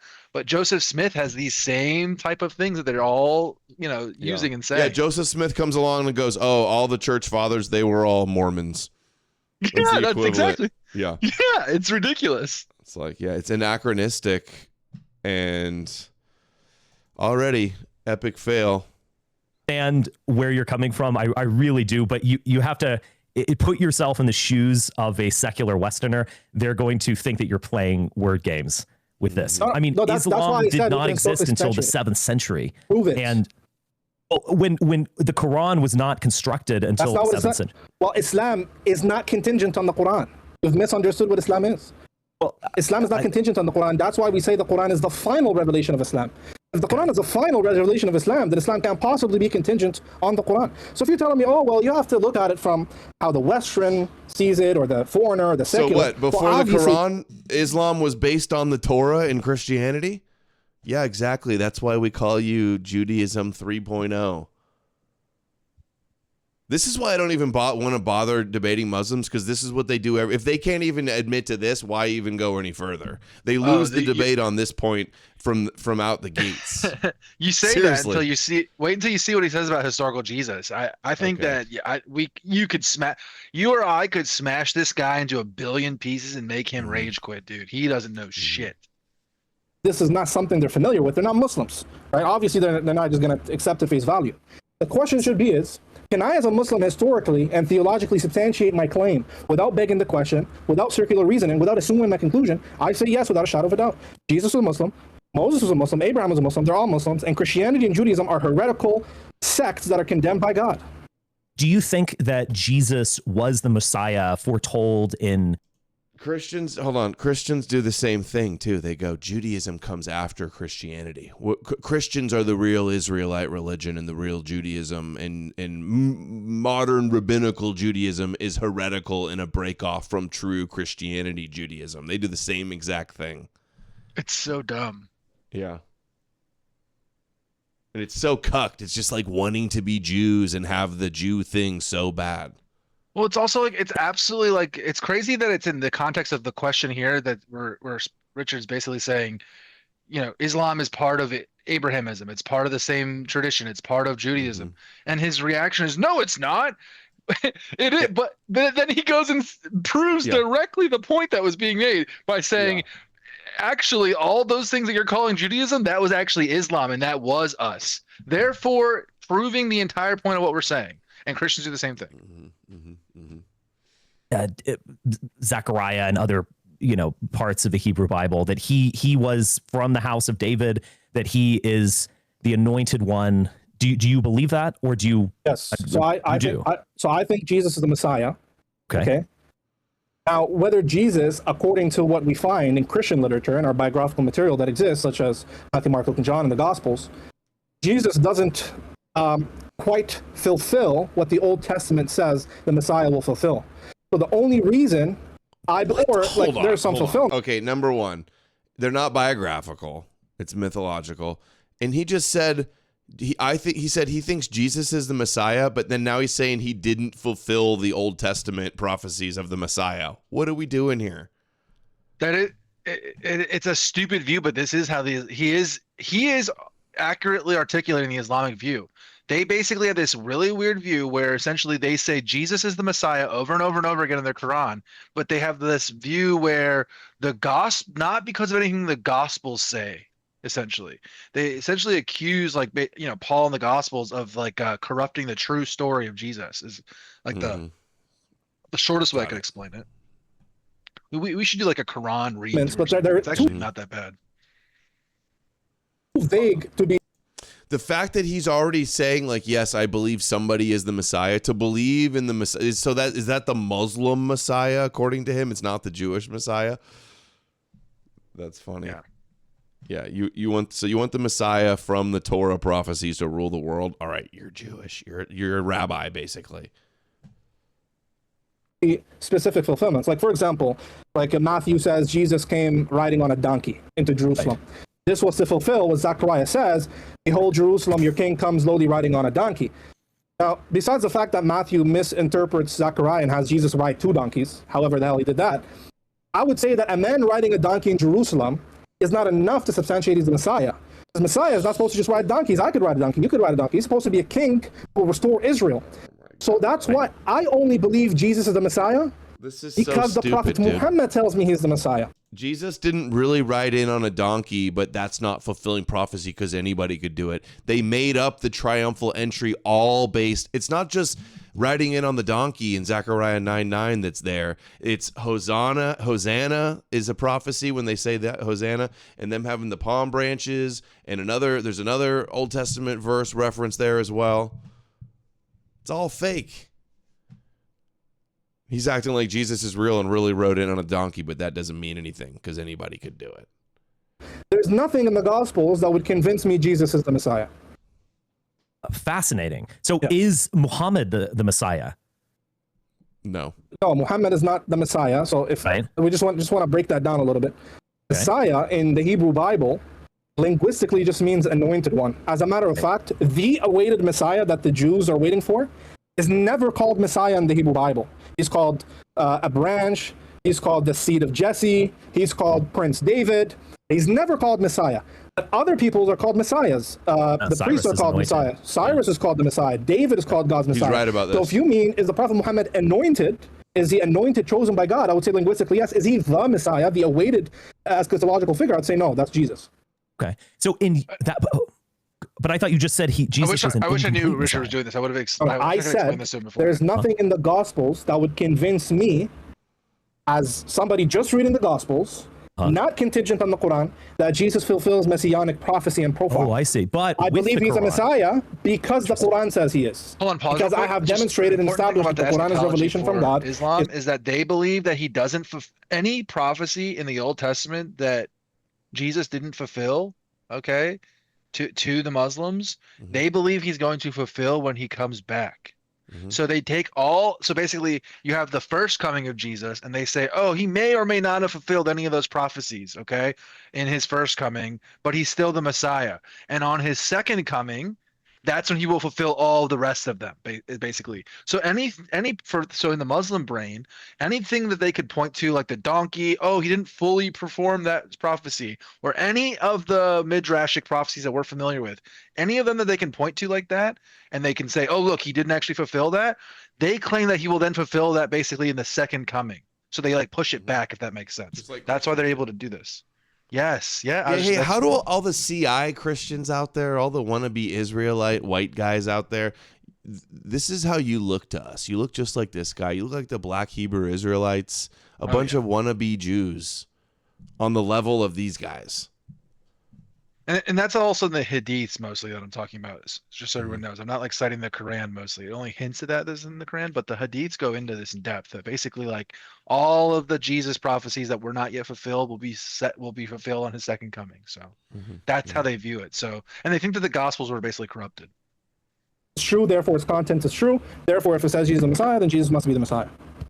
So are you waiting for the Messiah, another Messiah, or the second coming of Jesus? I believe that Jesus does return in the Islamic, sort of parallel to Revelations, the end time scenario. Yeah, we believe Jesus is going to come back. We believe in the second coming. Yeah. Oh, okay. Yeah. This is all fascinating stuff. So in terms of rabbinical Judaism and Zionism, the modern state of Israel, etc., you think that these are heretics in the sense that they rejected Jesus, they rejected Islam, even though they had a chance to convert to Islam with the coming of the Quran and Muhammad, etc. And so they're just waiting for their own Messiah that is never going to come. They keep missing it. They're waiting for the Antichrist. Waiting for the Antichrist. Oh, interesting. Yeah, so they're waiting for who they think is the Messiah, who we know is the Antichrist, and who we know that the Antichrist in our eschatological tradition will have a number of followers of Jews. Most of his followers in the end times will be Jews. These people are so dangerous. So dangerous. People that act like they know. We know he's the Antichrist. We know this. They want their religion to take over the world, and they know it's true. Region. So, yeah, they're waiting for the Antichrist. And yeah, so I agree with you again that Rabbinic Judaism is inherently Zionist. But what Sneeko is meant to say is that there is this pure, bare religion of submission to God found in the Torah and the Hebrew Bible, and that is original Judaism, aka that is Islam. Original Judaism is Islam and its beautiful connection to God. See, it's dude, literally word games. Like, I mean, yeah, that's how else could you describe this? Just like objectively speaking from an outside observer, this is just playing word games. You're just interchangeably using the terms Islam and Judaism whenever you want it to fit your narrative. If you don't like it, then it's Judaism, and if you do like it, then it's Islam. Like, that's basically what you're doing. Yeah, so very clearly Christians and Muslims can't actually oppose the roots and foundation of the Torah. Original Judaism or original Christianity. I want to clarify my position on that because based on Richard Spencer's tweet conflating my belief with like the leftist Muslims who say that anti-Zionism is not anti-Judaism, and then of course we all know the Torah Jews who say free Palestine, but my belief is that rabbinic Judaism replaced it, and that this is the new religion, and that's a falsehood. And so I think that leftist Muslims will. I think that that's kind of and he called them Torah Jews, Nutra Carta. He asked the Torah Jew on the street if he believes in the Talmud, and they told him yes, and he still calls them Torah Jews as if they don't believe in the Talmud. And they still believe in all the same things: Davidic monarchy ruling the world, and all these other things. They just believe it in a different order, and it's based on the 3 oaths argument in the Talmud. Anyone can look it up and see what I'm talking about, and see that it's not that crazy. They're still Zionists. For them to not get anti-Semitism allegations. Right. They don't want to conflate the two because they are separating from Nazis and they coming off like they're racist. I get it. Yes, the Mehdi Hassan types do that. Well, I misrepresented you, and I'm glad to be clarified in that sense. So I guess I could unfurl my perspective, but before I do that, so when you're saying that Judaism, so there's a rupture in Judaism, does that rupture occur with the destruction of the Second Temple in 70 AD? So you mean when Judaism went south? Right, yeah. Yeah. So it would be with the rejection of the Messiah. And that's actually the reason God destroyed their temple. Actually, Jesus prophesied about this very event in the parable of in the wedding banquet, the parable of the tenants. Basically, God, he sent Israel prophet after prophet after prophet. These Israelites who are supposed to be God's chosen people and uphold his covenant, they kept killing the messengers and prophets, killing one after the other. And God has enough. He gives them one more chance. He sends the Messiah. They try to kill him as well. And so he destroys their temple. He takes away the vineyard. He kicks out these tenants. That's a parable, right? Tenants in a vineyard. Right. The Jews are the tenants. He kicks them out. And he gives this vineyard to other tenants, to another nation that will produce its fruit. Historically speaking, the nation that produced its fruit after the Jews were kicked out of the covenant are the Muslim Arabs. They came with one Arab prophet, did what the Jews couldn't do with thousands, according to them. There's been over 1 million prophets, according to the Talmud. They couldn't do what Islam did. In just 70 years, they controlled right more over land the than the Roman Empire did in 800 years. And they controlled all the lands of their enemies, and all the land that was promised to Abraham, the Muslims controlled. Yes. Obviously not all of their enemies. Let me tell you a little bit about my perspective on this. So there's a scholarly consensus that the Gospel of Mark was written around 50 AD. 70 or so. Yeah, I agree with you actually. But so there is a prophecy by Jesus that the Second Temple will come crashing down in the Gospel of Mark. There's also a consensus among scholars that Mark is the original, or I shouldn't say that. It's the earliest of the 4 Gospels. John is the final one. It's the most florid and developed. You have the synoptic Gospels of Matthew, Mark, and Luke. Mark was actually older, and it is a little more laconic in its writing. It doesn't narrate the Bethlehem birth nativity scene. It sort of begins right in the middle with Jesus as a itinerant rabbi. So most scholars believe that it was written around 50 AD. Now, 70. I agree with you, but let me just let me go with this, okay? Why is he even saying that? Most scholars don't think that, though. Okay, well, many this is what I wanted to send. have suggested 50. I don't know. He basically what he's trying to say is like Christian scholars believe this. Is I think what he means to say here. Like Christian apologetic scholars and traditionally have said this, and they're basically assuming and reading into this that it's prophecy as part of their scholarship and dating. And he's just trying to make the point that he doesn't believe that here. Okay. You know what I mean? Like he basically thinks it's 70. And I know where he's going with this, but it's just weird that insisting on saying that the scholars agree it's 50 when they really don't. Only the most conservative. I wanted to see that new Mark Goodacre interview on Sam Lightburner's channel. He should see that the way that dating is going. The stuff that we reacted to the other week. That stuff is pretty interesting. I think that the gospel dating consensus is just going to keep getting pushed back further and further. I think there's good evidence that Mark might even be even later than just 70. You know what I mean? Sure. It might, anyway. Would imply that Jesus offers a prophecy and accurately foresees the destruction of the second temple. Which scholar says 50? The overwhelming consensus is 70. I don't want to argue with you about this. Well, you made a claim, brother. You can't just make a claim and just. Yeah, I know, but it's not an important one. I'll grant it to you if you want to. Well, it's important because you want to say that Jesus made a prophecy. Well, if it's written in 70, that's not really a prophecy, is it? Well, it's sort of funny. You're arguing with me because didn't this guy just cited that Jesus predicted that the temple would be destroyed. I know. And now he's saying it's written after 70 AD, so they made it up and he didn't predict it. He's all over the place. Hold on. He's not. He's not. Listen, they think that the Gospels are like a corrupted, untrue story, untrue version of Jesus, but that certain things and certain parts about Jesus that are in the Quran or in the Hadiths or in their traditions, that those part are true. And part of their, and so they do believe that he prophesies the temple destruction, right? While at the same time believing that the version of that story that's in the Gospels was written after the fact. Does that make sense? Imagine thinking it was written after the fact, but yet still that prediction before the fact was true. Schizobrain, right? That's even more. But this is the lore. It's as important to know this kind of lore as it is to understand the Nephilim mud sharks. You know what I mean? You really got to get into the internal critique, understand the enemy's lore. You got to really get it. You got to put your Muslim hat on, and then you can get it. Look, he's laughing, thinking the same thing I just thought. I think making my point. If you, I don't just let me roll here. Sure. Go ahead. Yeah, because I'll if it's not, this is a dispensable point for what I'm trying to say. Okay. Sure. I believe that Mark was written after the Roman destruction of the Second Temple and the revolt in Jerusalem that was narrated in Josephus. We have archaeological evidence for that. I don't believe that Jesus foresaw anything. I think that Christianity as a kind of Judaism 2.0 was developed after the destruction, or at least the Gospels was developed after the destruction of the temple. And it was a sort of new way forward.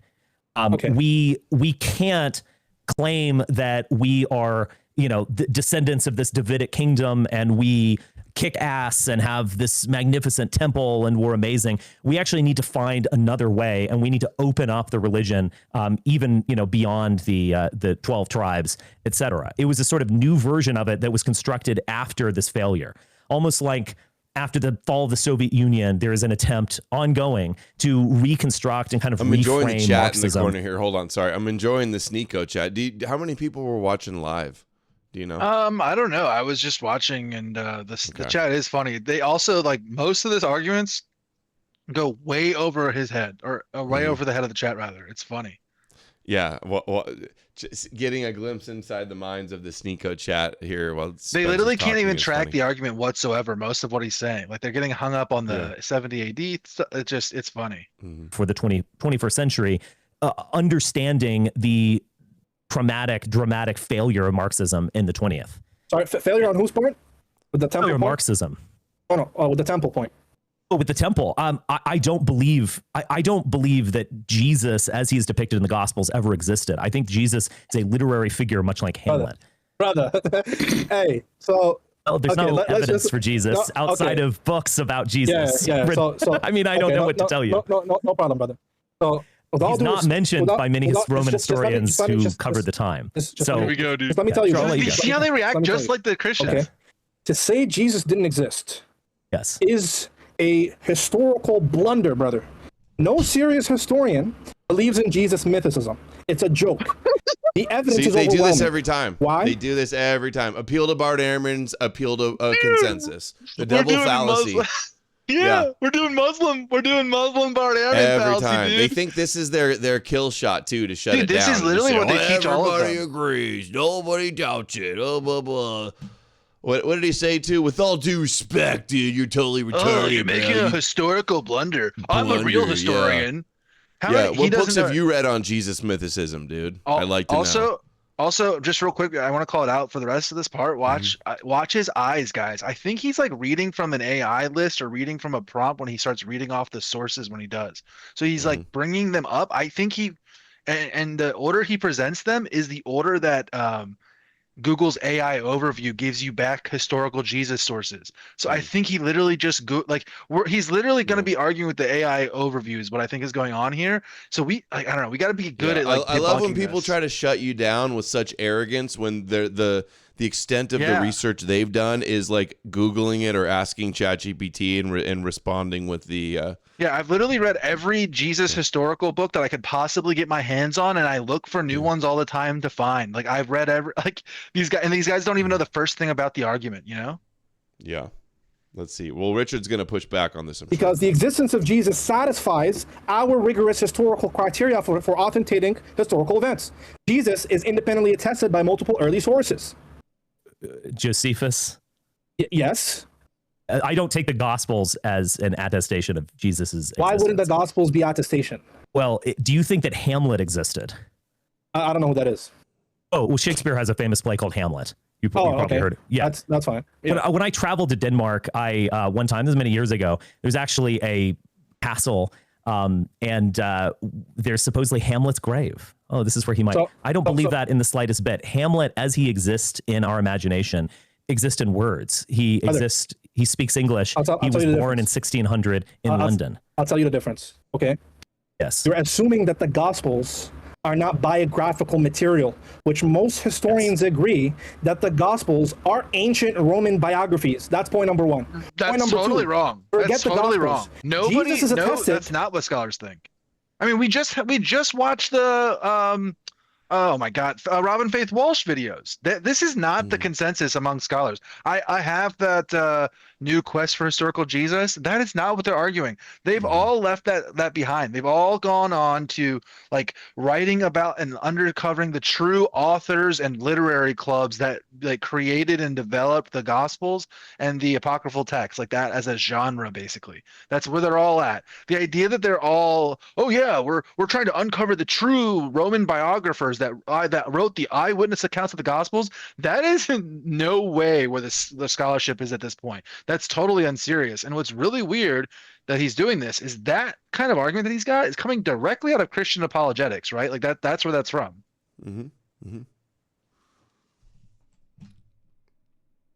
By the year 50, by the Pauline letters.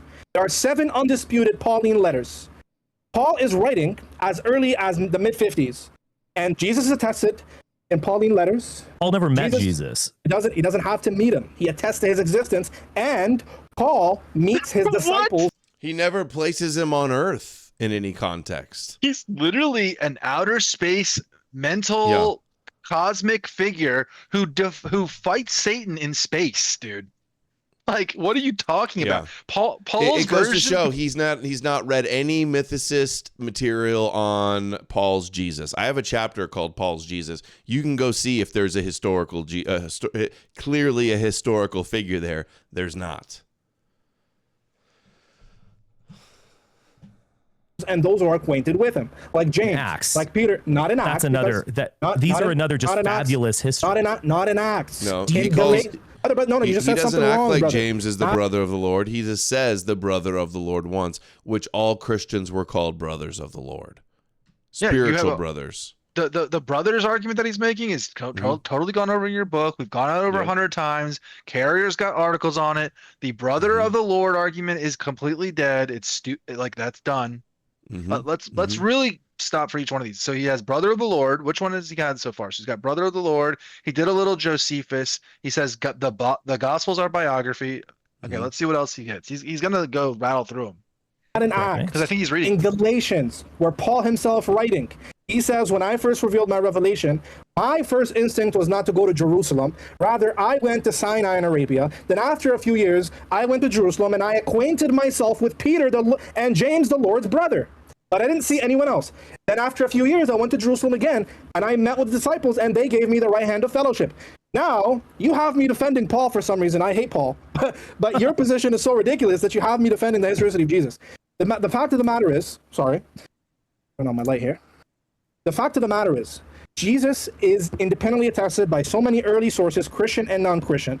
To say that he didn't exist is ridiculous. It's completely absurd. And that's reading. I could tell. He's reading it off of it. No. Yeah. Josephus and Tacitus are not proof a historical Jesus existed. Neither are the Gospels, and definitely not Paul's letters. 4. Tacitus is 116. It's too late. It's talking about Christus and the believers at most, what they believe that he was crucified by Pilate. He's not referencing any records. Pliny, same thing. It's too late. And it is referencing what Christians would have believed. Josephus is 93, 94 at the earliest, and it is not a contemporary. And the leading scholar, a forgery, and it really is just a forgery too. I get that it's forgery, but there's two different messages of Jesus. Okay, the first passage is full of Christian interpolation. The second passage isn't even talking about the same Jesus. It's talking about a totally different character. So it's definitely not on any of those. So let's go back to the first one. The first one, according to James Mason, the absolute undisputed leading Josephus scholar in the world, he says it provides no historical value in determining Jesus's historicity. It only, he says, determines what Christians may have believed and how they acted at the time. Now, he's not a Jesus mythicist or anything, but he's not a historical Jesus believer because of Josephus. He, the leading Josephus scholar, Steve Mason, tore apart T.C. Schmidt's book over this. Okay, and he says that there's absolutely no evidence for T.C. Schmidt's claims that that Josephus is using eyewitness accounts or his own spy network, and that's where he's getting his reporting from. There's no evidence for any of this. It's all bullshit. Yeah, he doesn't. And they always do this too. They just rehash all the things that have already been debunked in all the mythicist books. Well, they don't even know. They'll never address that all of the things that they're suggesting are proof have already been refuted. And he's doing the thing here. I just realized this. He's doing the Galatians story of Paul, where Paul goes to Arabia and all this other stuff. That's the part that like contradicts with Acts. You know what I'm talking about? The contradiction between Paul's travels as described in his letters and described in Acts, which is kind of interesting because it does show that he really has like no grasp or understanding of this topic whatsoever, that he would even try to use that. Yeah, and the worst thing is like, dude, you're reading off of ChatGPT, you've not looked into any of this at all, and then you're like insulting, like scoffing, like, oh, you can't even question it at all, or you're a historical blunder. Like the arrogance with the position when they've done so little research into it. Hey, that was the other thing I was gonna say. The other thing is, so Acts, the part that like gets that blunder wrong, or gets that part wrong of Paul's story. Luke Acts is written and reliant on Josephus itself. Okay, this is. I mean, Steve Mason puts this out in his book. I encourage anyone to read his book. He goes over the arguments that Luke Acts is absolutely aware of and using parts of Josephus. The arguments, in my opinion, are ironclad. You cannot get around them. You cannot explain them without Luke Acts knowing about Josephus. So the fact is that his own source is he's like, oh yeah, Luke is an eyewitness biographer account, and then they sit there and they use Josephus as their account, as their source. So it's circular. Yeah. It's really funny how they like to like cherry pick and choose what they think is legitimate about Jesus and what's not. Well, they go, it's corrupted, but then like whatever they want to be real, they say is real. No evidence for it. Yes, the only way that we have attestation of the existence of Jesus is through canonical works of the Bible. And particularly with the Gospels, Paul's an ideologue, but with the Gospels, he is depicted in a mythical way that would have been accepted by the original audience of these Gospels, basically equating him with gods, including Adonis and Dionysus. He is a mythical figure who does mythical acts. Paul discovers a Jesus. Paul does not talk about Jesus's exploits very much at all in the epistles. He finds Jesus in the Old Testament or the Hebrew Bible, with which he was very, very familiar. So it's like he is finding a character in literature and creating this image. But in terms of the narration that you see in the Bible, we don't see any of that in Paul. There's just ideal. So you're not actually addressing anything. That was a great point. So all you're doing is spewing nonsense. You're not addressing anything. Okay, you're just saying, oh, hold on. Calling his legit point right there spewing nonsense. I know that's not addressing anything. I mean, he's a total Jay Dyer Muslim type, basically the way he argues. But everything that Richard just said was like right on, spot on there. But the last knockout punch right there is every single thing that Paul says Jesus said or taught or anything like that is then him quoting the Old Testament. There's nothing that Paul says that Jesus said, did, or taught, okay, that isn't some sort of midrash that we can point to back in the Old Testament. Okay, so the idea, you understand what I'm saying? Yeah. That people need to understand, or they need to hear and understand that when you're saying that Jesus is like a literary construct that's crafted out of reading the Old Testament and understanding the Hebrew Bible and finding him in the scripture and things like that. And then it really puts into perspective when people understand that that's every time Jesus supposedly spoke or had a teaching or anything like that, that's also quoting scripture. So every part of him from Paul is from scripture. Or myths. Okay, well, what's the evidence for that? So look, I'm not because they adhere to mythic archetypes and tropes that would have been familiar to readers in the first century. They do not, and I'll tell you why. Are they written more like mythical tales or like biographies? Are they written by non-biased scholars trying to get the history right, or by evangelist Christians that want you to believe in this savior figure? Come on. He's spurging a little bit too, not letting. Do you think Romulus is a historical figure? No. Romulus is not a historical figure. No, he's a mythical figure. What about Apollonius? What about Apollonius of Tyana? Remind me who that is. Apollonius of Tyana is a contemporary of Jesus. He is a philosopher who goes around preaching, healing, and so on and so forth. And his followers after that write biographies about his life. So do you think Apollonius is? I don't have it. I simply don't know enough to. He's getting this out of what about Caesar? I think Caesar was an historical figure. Yes. But in accounts of his life, he does miraculous things. He's called the Son of God. He's called the God on earth. No, dude, no. We have sources about him that talk about him doing all types of regular stuff. Jesus doesn't do regular stuff. He's a magical comic book superhero. Everything he does is something magic. Dude, hold on. Freeze frame. Look at the three faces right now. This is great. Look at the three faces. Yeah. Sneako's like, whoa, bro, you really trying to act like it's not even close. True histories about people compared to Jesus, not even close. Is he a fable? Is he a myth? Yes, I think he is almost assuredly a real person. We have archaeological evidence. We have numismatic evidence. Just hold on. We have evidence from people who were his enemies who had no motivation to talk about him. Good. Was Josephus a Jew? Him doing magic things. Yes. Was he a Christian? No. Does he mention Jesus? Yes, he does. Good. Does Tacitus mention Jesus? Not really. Tacitus mentions Christians. He's writing much later. No. You're confused. You're talking about Pliny. No, they're you're confused. Tacitus mentions Jesus by name. He calls him Christus. That might be the case, but Tacitus was not a contemporary of Jesus Christ. He doesn't have to be a contemporary. That's not how I think he's writing in the mid-second century. Okay. If I'm wrong, I mean, I can go look it up, obviously, but he's not a contemporary of Jesus Christ. Okay. Tacitus doesn't have to be. 114 is the year. 114. Yeah, and Christians magically didn't preserve Tacitus's annals that covered from I think it's from 28 to 33 or 35, something like that. The years where you would have seen writing about Jesus exactly. Stuff, exactly. Those, for some reason, we have all, like, a lot of Tacitus's writings, not all of it, but we have a ton of Tacitus's writings, but that section of that period of time where he would have been writing about Jesus for some reason is missing. Yeah, dude. Josephus is 60 years later, and Tacitus is 80 years later. So that's not contemporary eyewitnesses, if that's the best you got. And it's Christus, not Jesus, and Josephus isn't a Christian forgery. And Tacitus is literally just talking about what he heard somebody believe, like what he heard about somebody. It's all hearsay.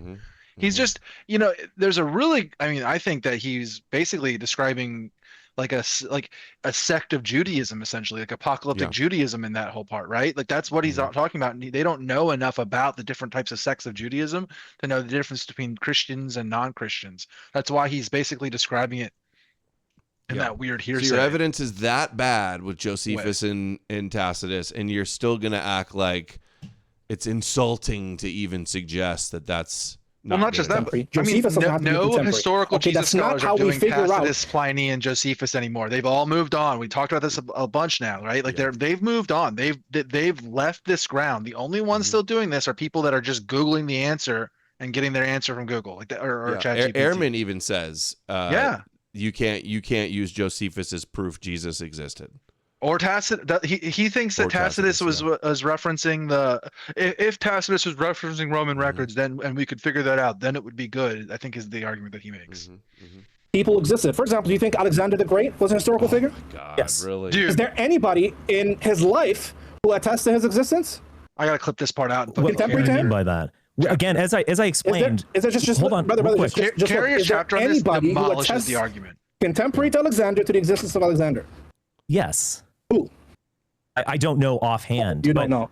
Brother, the earliest biography I'm not ChatGPT, brother. I mean, but you're making historical claims. You should be able to substantiate your historical claims. Well, if I had time to substantiate this, I could. You asked but if we're he speaking existed. lies. That's, there's lots of evidence he existed, even if we don't have the original written at the time when he was alive. It was long before Jesus was around.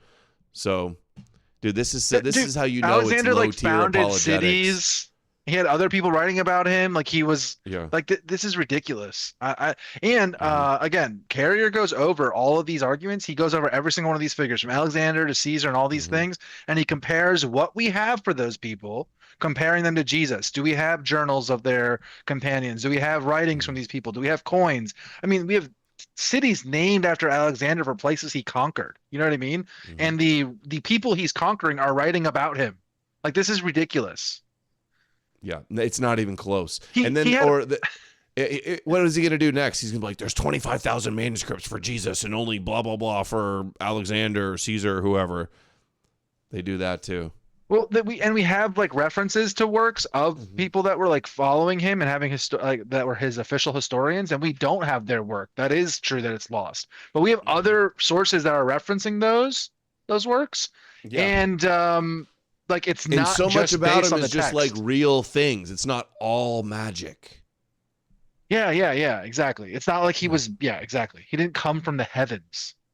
Yeah, a high obstacle to clear right there. But no, for historical figures, for us to know that they exist, yes, numismatic evidence for political leaders is powerful. We don't have anything like that. All of that comes in terms of the images of Christ come later.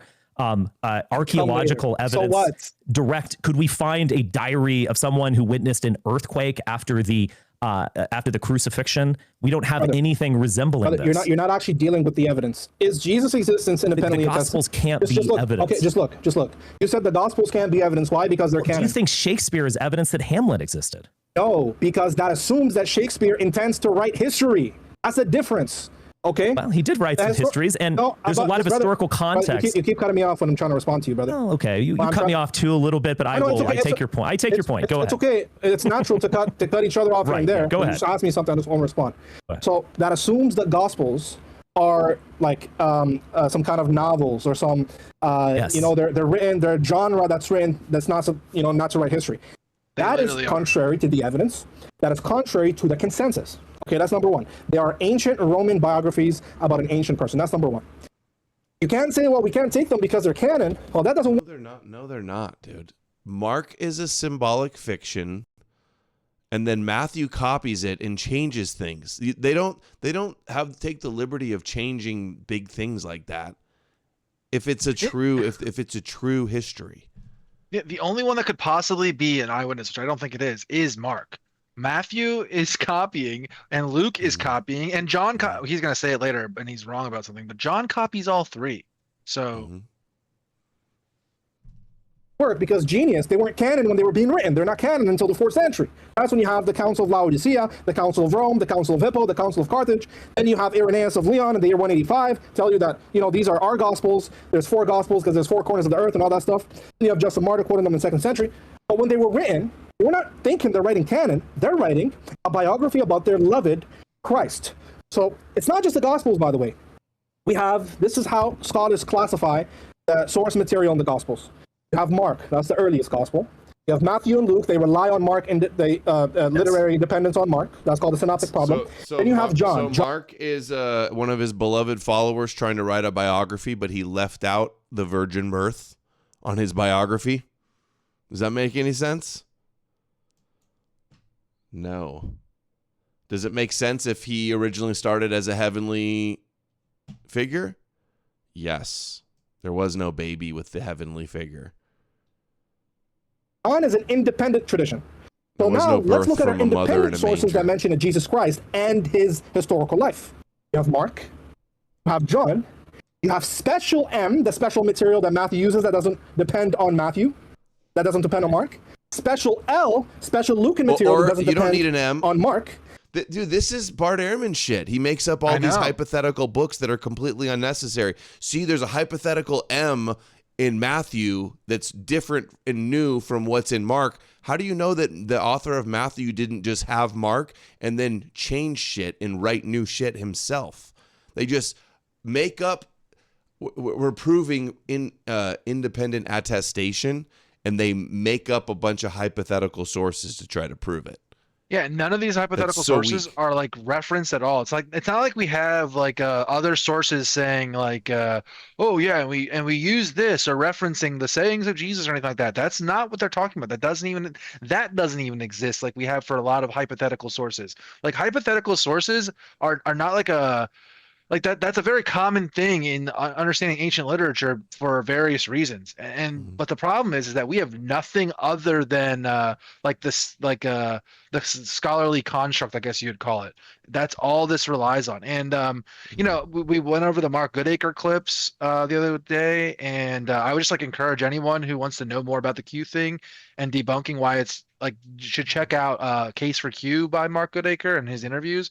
I think he makes really strong arguments, and he even admits that, they have a solid argument. Like the Q theory is a good theory to explain away what they're trying to solve for. But it's like a relic from the past, and that it's like being used to basically like prove Jesus. It's essentially why it's like that. It's an apologetic scholarly construct, and it like is much easier to explain what's going on through his understanding of. Matthew copies Mark, Luke copies both. And also like none of these gospels aren't written by like biographies or histories. There's no what's the term I'm looking for? There's no it's like literary clubs. They're like uncritical. There's no skepticism. Like there's no doubt, right? It doesn't cite any sources. It doesn't say who the author is, when they wrote it, how they knew any of this, how if they had to fact check anything, who told them. None of that. It's like omniscient narration. And Mark gets an added ending that we have too, right? Like there's so many stupid things about this that are showing that it's a later editorialized and what would you call it? Like plot holes getting filled in, retcons. It's like retconning in comics and things like that. We can see the evidence of this. Yeah. He's debating just like a Christian would say. This is if I were in a debate with a Christian, they'd probably be making these. Isn't this crazy? How much are they exact? He literally is doing Jay Dyer. It's like he's a Muslim Jay Dyer, straight up. I've never seen Jay Dyer say any of these things. He never even goes here. He just does tag with anybody that's not a Christian. Yeah, that's kind of true. Well, and Q, the material that Matthew and Luke use and agree with each other against Mark. And Paul. So you have Paul attested Jesus. Q attested Jesus. John attested Jesus. Q also not necessary. So there's Mark. Matthew adds some things to Mark. And then Luke knows Matthew and Mark, adds some things that are in Matthew that's not in Mark. That's all. That's the whole Goodacre debunking Q. Q's not necessary at all. And Paul doesn't attest to Jesus. You can't make it up and then cite that as your proof of a historical Jesus. Mark attested Jesus, special M and special L.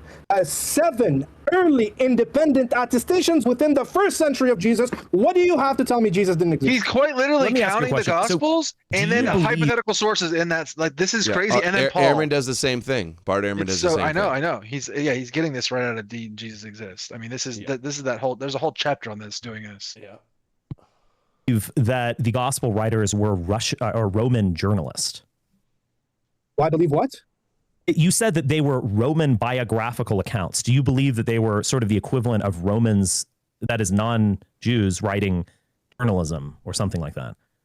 So I don't know what you mean by that. All I'm saying when I say they're ancient Roman biographies. I guess I'll explain. What I take from what you mean by that is that they are just, only the facts, hard evidence written from a Roman perspective about what really happened, via agentliche gewesen in the Ranchian tradition. This is just the facts. What happened? Is that how you take the Gospels? Oh, no. When I say ancient, that's not how I read them. So when I say ancient Roman biographies, I'm referring to them as pieces of literature in respect to the genre they belong to.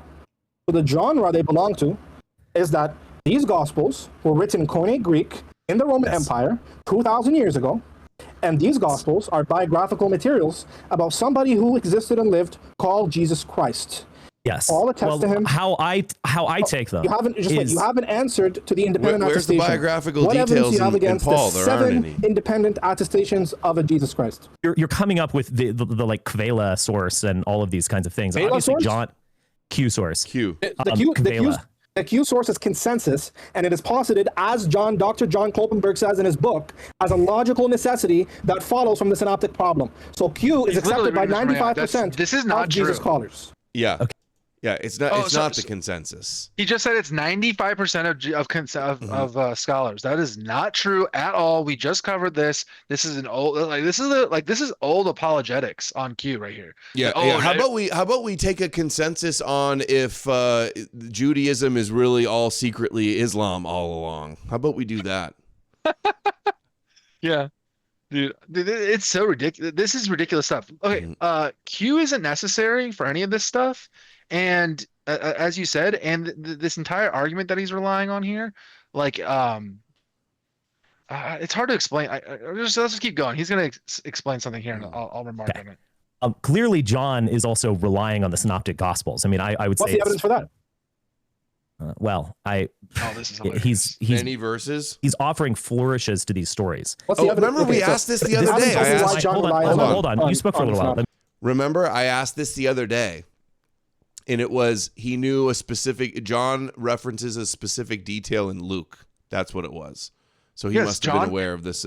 What? Yeah. Mark Goodacre goes over this. He explains this. He explains this thoroughly. He talks about it a little bit in that Sam Leipler interview in the longer version, where he explains that John itself is reliant on all three. So that's all there is. Boom. That's it. Done. It's very clean, very understanding. And what's very interesting is I think that one of the parts that John is reliant on is one of the Josephus parts of Luke, right? So it shows that they're all like linked to Mark and Josephus. Basically, it's like whoever wrote Matthew, Luke, and John had open up on their desk, likely Josephus and Mark, and that's how they were writing their Gospels. You can see it in parts of Luke where there's a passage on Josephus that's like a 1 paragraph, and it's like 3 sentences, you could say, and Luke then splits those 3 sentences into 3 separate paragraphs. You know what I mean? And he puts them in that same order that they appear in Josephus in.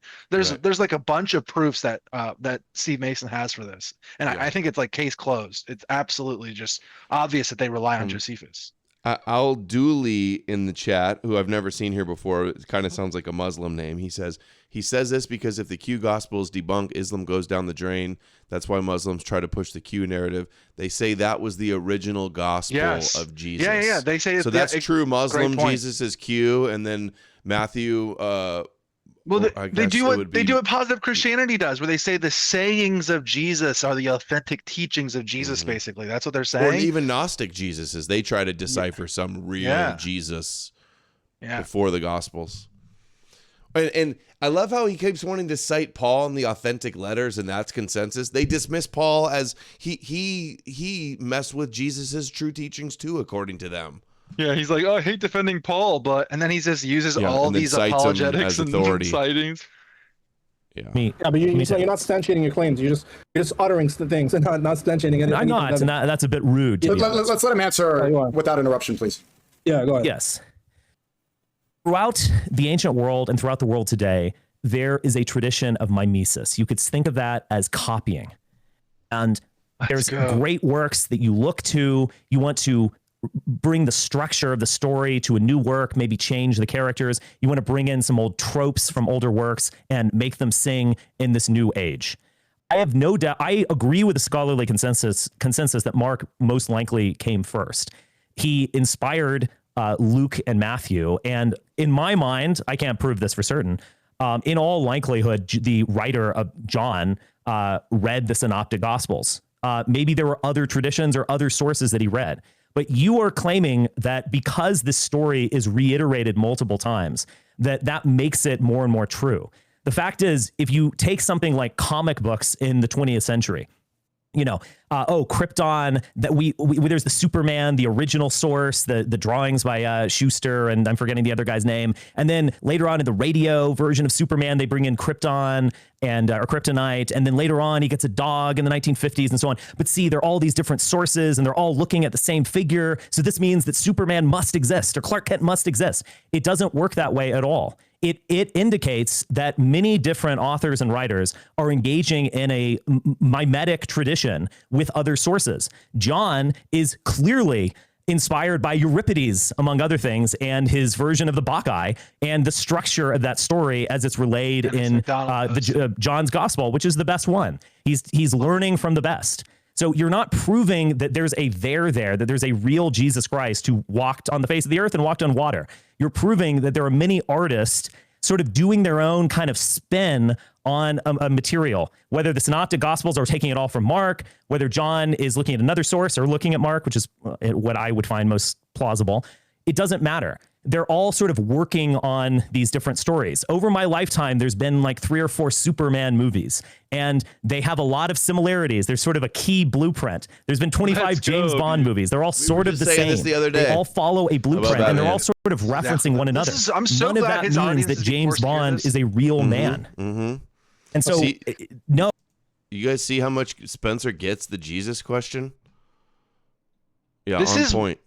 Everybody needs this right here. This is what we need people to be saying over and over and over again. Your religion is fake. It is Jewish. It is based on literary constructs. The Gospels and all of its literature around it is Jewish, and it's like it's Jewish fiction writing in the same like technological tech tree tradition that we see like modern Jewish Hollywood. Okay, the ancient version of Jewish Hollywood was gospel writing. Okay, and Quran writing. Okay, that's what it was.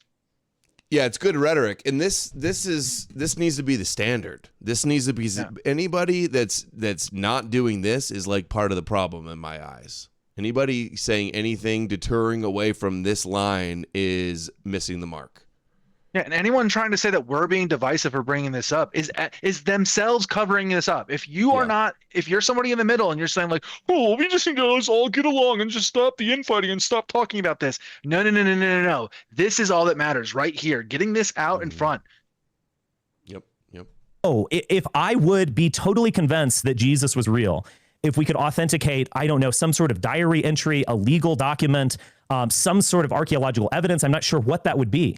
But the problem with using the Gospels as a source is that these are brilliant, inspiring. I say this as a sort of atheist, Apollonian, and so on. I love the Gospel of John. It is a brilliant piece of work. I am moved every time I read these Gospels. Their symbolic coherence, their depth is actually amazing. I understand why they are read 2,000 years later. I think the same thing about Euripides and the Bacchae. I think the same thing about Oedipus Rex. I think the same thing about Hamlet 500 or 400 years later. They're great works of art that are taking inspiration from other artists, and they're creating a magical literary figure that captures the imagination. Sneako's audience is spurging hard right now. They're like, he's speaking out of his ass, yapping, Marvel. Wait till you see it. He's gonna deny Muhammad existing, and they're gonna freak out. That's funny. The figures that have captured the imagination, at least from the ancient world, are all sort of fictional. Are you gonna keep going on forever, brother? Muhammad, etc. Because they are larger than life. They can turn water into wine. They can walk on water. They can rise from the dead. They can say things. They can engage in philosophy that was truly mind-blowing for people in the ancient world. That's why they're great, because they're literature. Go on. Okay. Well, brother, I just let you go on for I don't know how long. 5 minutes. I'll let you go on too. That was a fair amount of time. That was a fair exchange. You got it. Go for it. Just look. I want this to be a discussion, back and forth. When I get to monologue and then you get to monologue, okay, there's so nothing going he's on. not I going to want you to respond. engage with the He's not substance, going to because respond to with all any due of his points. He's going to complain He's gonna that he cry made too about many the points. time. Yeah, Wow. exactly. So you got no response at all? Meanwhile, Richard made one coherent point there. You just weren't on. You just he's like, you tuned out got no halfway proof. through. It's a myth. Prove it. And then he just like gave the argument, and then he's like, hey, so you're not supposed to monologue for so long. He explains. Like, okay, respond to the point, dude. You He's lost. like, how could that even be true? And Richard just explains, okay, well, you know these other things that it's similar to, like that, and he explains it. Yeah, brother, you're not. You're just saying a whole bunch of things, making all kinds of claims. When asked for evidence, well, I don't know. Well, I'd have to look at it. That's not how conversations work, okay? So the reason, and I want you to engage, I don't want to monologue, the reason that these are independent sources is because there's no literary dependence. Oh, yes, Matthew and Luke are not independent. No, they're all literally dependent on each other. He just described them all as literary dependent. Yes, they're all dependent on Mark. Every single one that he just listed is all dependent on Mark. And so Paul. you can't count Luke and Matthew and then say that they're copying L and M and then say they're not literary dependent and count them twice. Crazy. It's like a sleight of hand. He's like, Mark is one. Mark is one. Okay, Matthew and Luke copy Mark. Q is hypothetical and doesn't count. Special M and special L are hypothetical and don't count. Yeah. And then they go Josephus, Tacitus, Pliny, and then they count like that's 9 independent attestations. That's what they do. You can let's just grant him John. So let's just I don't think John is independent. It obviously references Mark, Matthew, and Luke in my view, but let's just grant it to them that. So all they have is Mark independent, John independent. Okay, so that's 2, and then Thomas, I guess you could say, right? And I mean, obviously it's not canonical, but let's just try to be as generous as we can. That's 3 at most sources that are. And then Paul. So at most he has 4 independent sources, and that's giving the most generous version. When in reality, if we were giving our version, it would just be Paul and Mark, right? Material they share with Mark, but we can't use them as independent sources for the things they say about Jesus because they get it from Mark. So they're dependent sources. But there is special M material, what scholars call special M, that is Matthean material that is not from Mark. So then Matthew is getting his information from somewhere else. Is any of that alleged material like anything regular, or is it all magical Jesus stuff? So you could say, okay, there's an earlier source, but that's all myth too. Just because maybe there was an earlier source that they knew about. Was that source still a mythical Jesus though? They don't even get to that. This is independent attestation because it's not dependent on Mark. It's another independent source. You have Matthew, Mark, special M, special L, Q, and Thomas, and the Pauline letters. What now do you have evidence contrary to say that no, although Jesus is independently attested and he meets rigorous historical criteria, that he's not a real person? Okay, I don't have to prove that Jesus didn't exist because it's impossible to prove a negative. You have to prove that's not how it works. That's not how it works. That is how it works. I can't prove that dragons don't exist. Oh yeah, because there might actually be a dragon behind that tree. I just haven't discovered him yet. Is there a buffoon under your desk right now? No, there is not a buffoon. Well, I'm the only buffoon in this room. Okay, yes. Okay, good. So you came to a specific epistemic certainty that a negative is true, right? Well, yes, under the desk, but I can't prove that there are no under the desk. I don't know what I can't prove that no dragon exists. Good. Jesus is not under my desk either. Good. But again, good. So then, it's on you to prove that he exists. Just let me finish. It's crazy he has to I'm not claiming a buffoon exists. I asked you, does a buffoon exist under your desk? You said no. You didn't even have to look under. And you don't have to look under. Why? Because you don't have epistemic reason to believe he exists. Therefore, there is no justification or reason to think he exists. This is how you prove a negative. If there's no sufficient reason to prove something exists or to come to the conclusion that something exists, we can therefore reasonably conclude that it doesn't exist. Do you have a problem with that? Oh my God, dude. Yeah. We can look under the desk, feel around, and go, okay, there's nobody under there. I checked.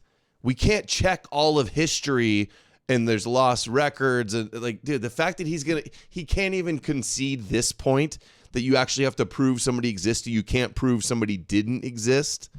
Gosh. So dumb. And by the way, I just looked it up because I couldn't remember exactly. Do you know what M&L add? It's kind of interesting, kind of putting it back into the context of your book. The special M source adds the Magi, the Flight to Egypt, the Peter episodes, and the special parables. I don't know. And then L adds the Good Samaritan, the Prodigal Son, the infancy story, Emmaus, and the Ascension are what's added. So that's what L and M material is when they consider it. So isn't that interesting that those are all the magical and mythical stuff? Nothing where you could even say, "Oh, look, that's the original Jesus," and it's a biographical, real life person type of thing. Exactly. Yeah. Yes. Okay, what's the problem with that? Well, I don't know. There might be some strange species of fish that we have no reason to believe exist, but that might very well exist. And I'm going to have an open mind towards science discovering a new fish one day. Maybe tomorrow. You mix categories. Whether it exists is a different question from whether you have a reason to think it exists. Therefore, you concluding that it doesn't exist, right? I'm a bit mind boggled by this logic. I know you're boggled. This is how it works, brother. If you have no reason to think something exists, then you are justified in concluding that it doesn't, right? Millions of people are inspired by Superman. That's why we don't think Jesus Hamlet. existed. Exactly. This is why Richard's laughing at him, because he's just like, that's so crazy. If you don't have any good reason to think somebody existed, then you could think they didn't exist. Yes, exactly. And there's no good evidence Jesus existed. That's why we're not convinced he existed. Prove he didn't. Whatever. And that is a tremendous reason for me to believe that those figures really existed. I ask you a direct question. Can you answer it? I ask you a direct question. Can you answer it? Yes. The answer is yes? Well, no. What was the question? If you have no reason to think something exists, you are justified in believing that it doesn't exist, right? If I have no reason to believe that something exists, I'm justified in believing that it doesn't exist. Yes. No. You're not justified in believing? I have no reason. I have no reason to believe that there's life on other planets. Hold on. Okay, but beautiful. I don't foreclose that possibility. Good. Do you believe Bigfoot exists? Well, yes, you do. We do have reason to think there's life on other planets. I disagree with that. It's right. You can make a good case that there's life on other planets. There's good reason to think there's life on other planets. I don't know. This is why I hate getting into these stupid epistemological argumentation things, because it's just it gets where it turns into word games like this. Oh, are you justified in that belief? Is that a reasonable belief? I'm justified, but I'm open to Bigfoot. Oh, you're justified. So you just contradicted yourself. You just said if you have no reason to think Bigfoot exists, that's my point. If you have no reason to think Bigfoot exists, you're justified in concluding that Bigfoot doesn't exist. Incredible. If you agree with that, because we discover things. No one had reason to believe that giant lizards walked the earth 40 million years ago. And the fact is, that's the point. I agree. If you have reason, then you're justified. But if you have no reason, you're not justified, right? Look, I don't want to get further boggled by this. I know. I believe that there is reason enough to create these powerful literary figures like Jesus or Muhammad in order to create extensions of Judaism, new religions that have been wildly successful in motivating people and changing the world and changing history. Paul is motivated. Paul's an organizer and a philosopher and an ideologue. He's absolutely motivated. John is motivated. John is an artist. He is a poet, and he is a ideologue of sorts. He does it through narrative, not direct prose. They are clearly motivated to create this new religion, much like Karl Marx told stories about one day the working class will rise up and take over the world, etc. They're storytellers with a motivation to change history, and they did. Yeah, so more powerfully than Karl Marx, Richard, you saying they're motivated or that it's a myth and a story doesn't make it that. Is there any substantial evidence you could offer to show that Jesus by the way, you think... All right, if you say it's a myth, it doesn't make it so. Okay, you think it's real. Does that make it so? No. Muhammad doesn't exist either? I don't think Muhammad existed, no. Lord have mercy. Brother, the Prophet Muhammad is more attested to historically than your grandma. You know what the earliest... No, not through the Quran. Do you know what the earliest historical attestation to the Prophet Muhammad is? But the Hadiths? Somebody found somebody found like a Christian record, Ancestry.com record of Richard's like extended family in one of the group chats, and like he literally is related to Joseph Smith. His family goes all the way back to Joseph Smith. So actually, there's more historical attestation to Richard's family and him being here than there is for Jesus. Absolutely. So once again, they make this apologetic claim without actually looking into it and realizing that no, actually, there's a ton of historical evidence for Richard's grandmother compared to Jesus, and you have nothing for Jesus. It shows how bad faith they are and how bad of judgments of weighing evidence they are if they're going to gaslight and say that the grandma that you've got 100 pictures of and you knew when you were a kid doesn't exist. Literal birth records of, journal entries from, letters that they wrote, family members that we can talk to that lived and can tell stories about them. We can do all those things with Richard's grandmother. Books they wrote, right? None Videos of those things are true about on. Jesus. Yep. Yeah. So if they'll lie that bad about that and say there's better evidence for Muhammad than grandma, you can not trust anything they have to say. And they do the same. Christians do the same thing. They'll, like Alex Jones said this with HT. Remember, he was like, "Do you think?" Who did he say? He said George Washington. You think George Washington existed? And HT just said, "Yeah." And then Jones was like, "All right, got me." But yeah, they do the same thing. They'll say any of the presidents. They'll go, if you don't believe that Lincoln existed, then you can't believe Jesus existed. They'll say stupid shit like that. I'm going to run and pee, okay? So I'll be right back. Called the Doctrina Jacobi, written 2 years after his death. Interesting. Well, I'll take a look at that. So you haven't looked at the evidence and you've concluded that he doesn't exist? No, I'm not alone. I'm relying a bit on Tom Holland. Now, look, I am not an expert on Islam. I know less about Islam, certainly, than I know about Christianity and Judaism. So I will just simply put that out there. Islam would fit the pattern of Jewish scribes creating a kind of Judaism 3.0 to appeal to a wide population. So it fits the pattern of what they did with Christianity and what they did with the Bible in general, the Hebrew Bible. I mean, do you think Adam and Eve existed? Yes. Well, yes. For goodness sakes, this is just absurd. Okay. Why is it absurd? Do you have any evidence? Because it's a literary text. Do you have any evidence that Adam and Eve didn't exist? That no serious person just trust me, not bro. a myth. Just trust me, bro. I said that Adam and Eve are not real. Therefore, you should believe in what I've done. What is this, man? Because it's obviously symbolic. It's obviously symbolic and literary, and thus the way to look at Adam and Eve in the garden is through literary analysis and not through history. So I think that there is a big flying unicorn outside my house right now. You should believe me because I said it. Well, that's more plausible than Jesus, but go on. Okay, you see?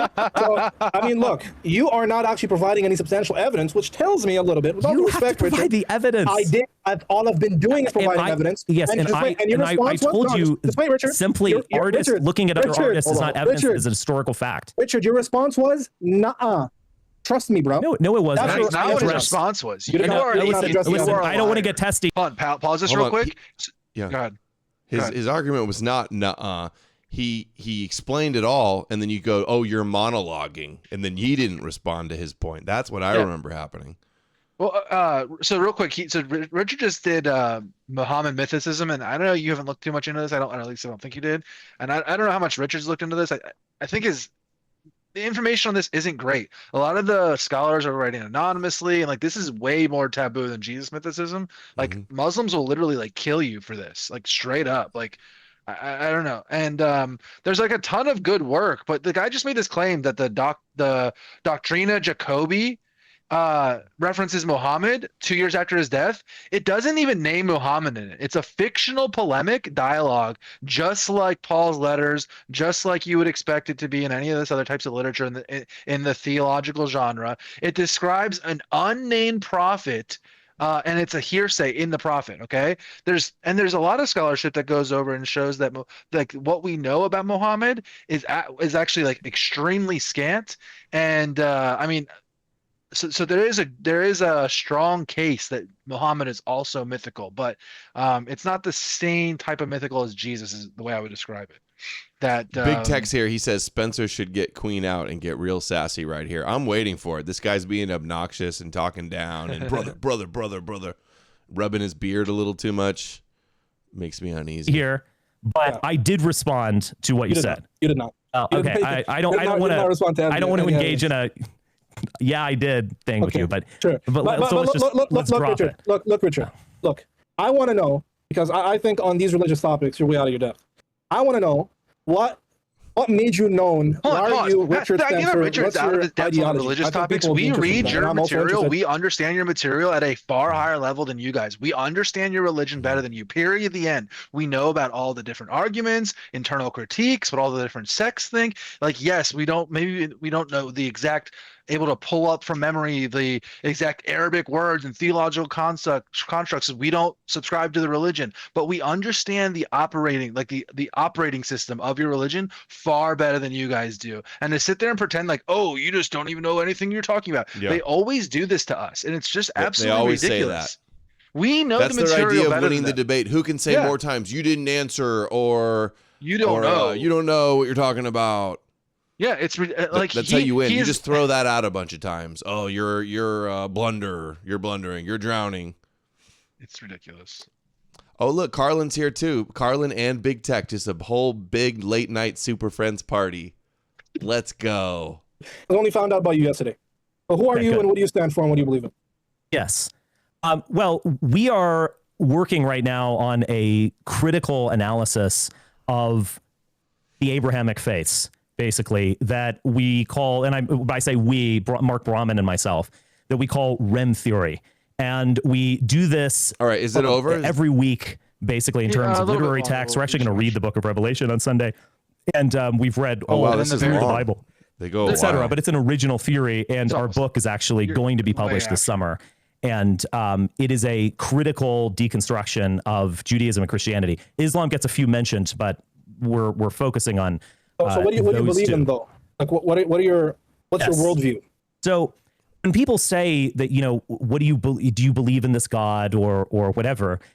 There's a kind of Christian background that assumes. So Christians not only believe that Jesus is the Son of God and he redeems us from our sins and he's going to come again, they also believe that he was a real guy. So there's a sort of historicity implied in Christianity. There's a historicity implied in the Hebrew Bible in terms of Moses and Israel leaving Egypt and the Holy Land and all that kind of thing. So there's that level of faith of you have to believe these things. In fact, you're damned to hell if you don't believe both of those things, primarily that Jesus is your path to heaven. But implied in that is that he was a real person.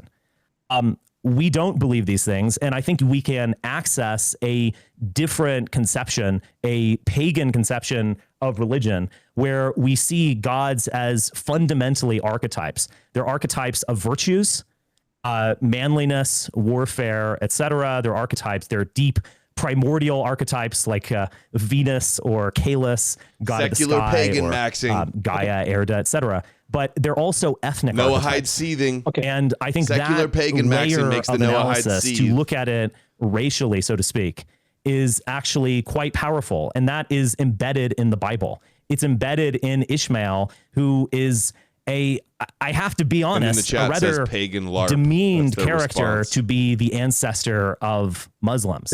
Yeah. A son of a slave who was blessed but not chosen by Yahweh and sent out into the wilderness. Is Jesus? Hold on, just one second. Yes. So this idea of Ishmael being demeaned is a theological development that comes after Islam, according to scholarship. Jews and Christians pre-Islam, or I should say Jews pre-Islam, didn't have a demeaned idea of Ishmael. It was only until Muslims come around that Jews now start looking at Ishmael that way. So that was my impression reading Genesis, to be honest. The Torah I calls think him it's a beast in the reading field. of Genesis. The Talmud compares him to all types of bad stuff too. So what is he talking about? All that's before Islam. Wrong. Dude, these guys, to be like a Abrahamic, you just have to become a professional liar, apparently. They just if you believe lies, all you can do is just lie to defend it all day. You see how he does the thing that they all do with like mixing scholarship with apologetic and like blurring the line between them. But the Genesis, our oldest versions of Genesis, like the oldest text that we have of this, all have this wild ass of a man line. And And him not getting him. It's Isaac that's binded and gets the blessing, not Ishmael. Yeah.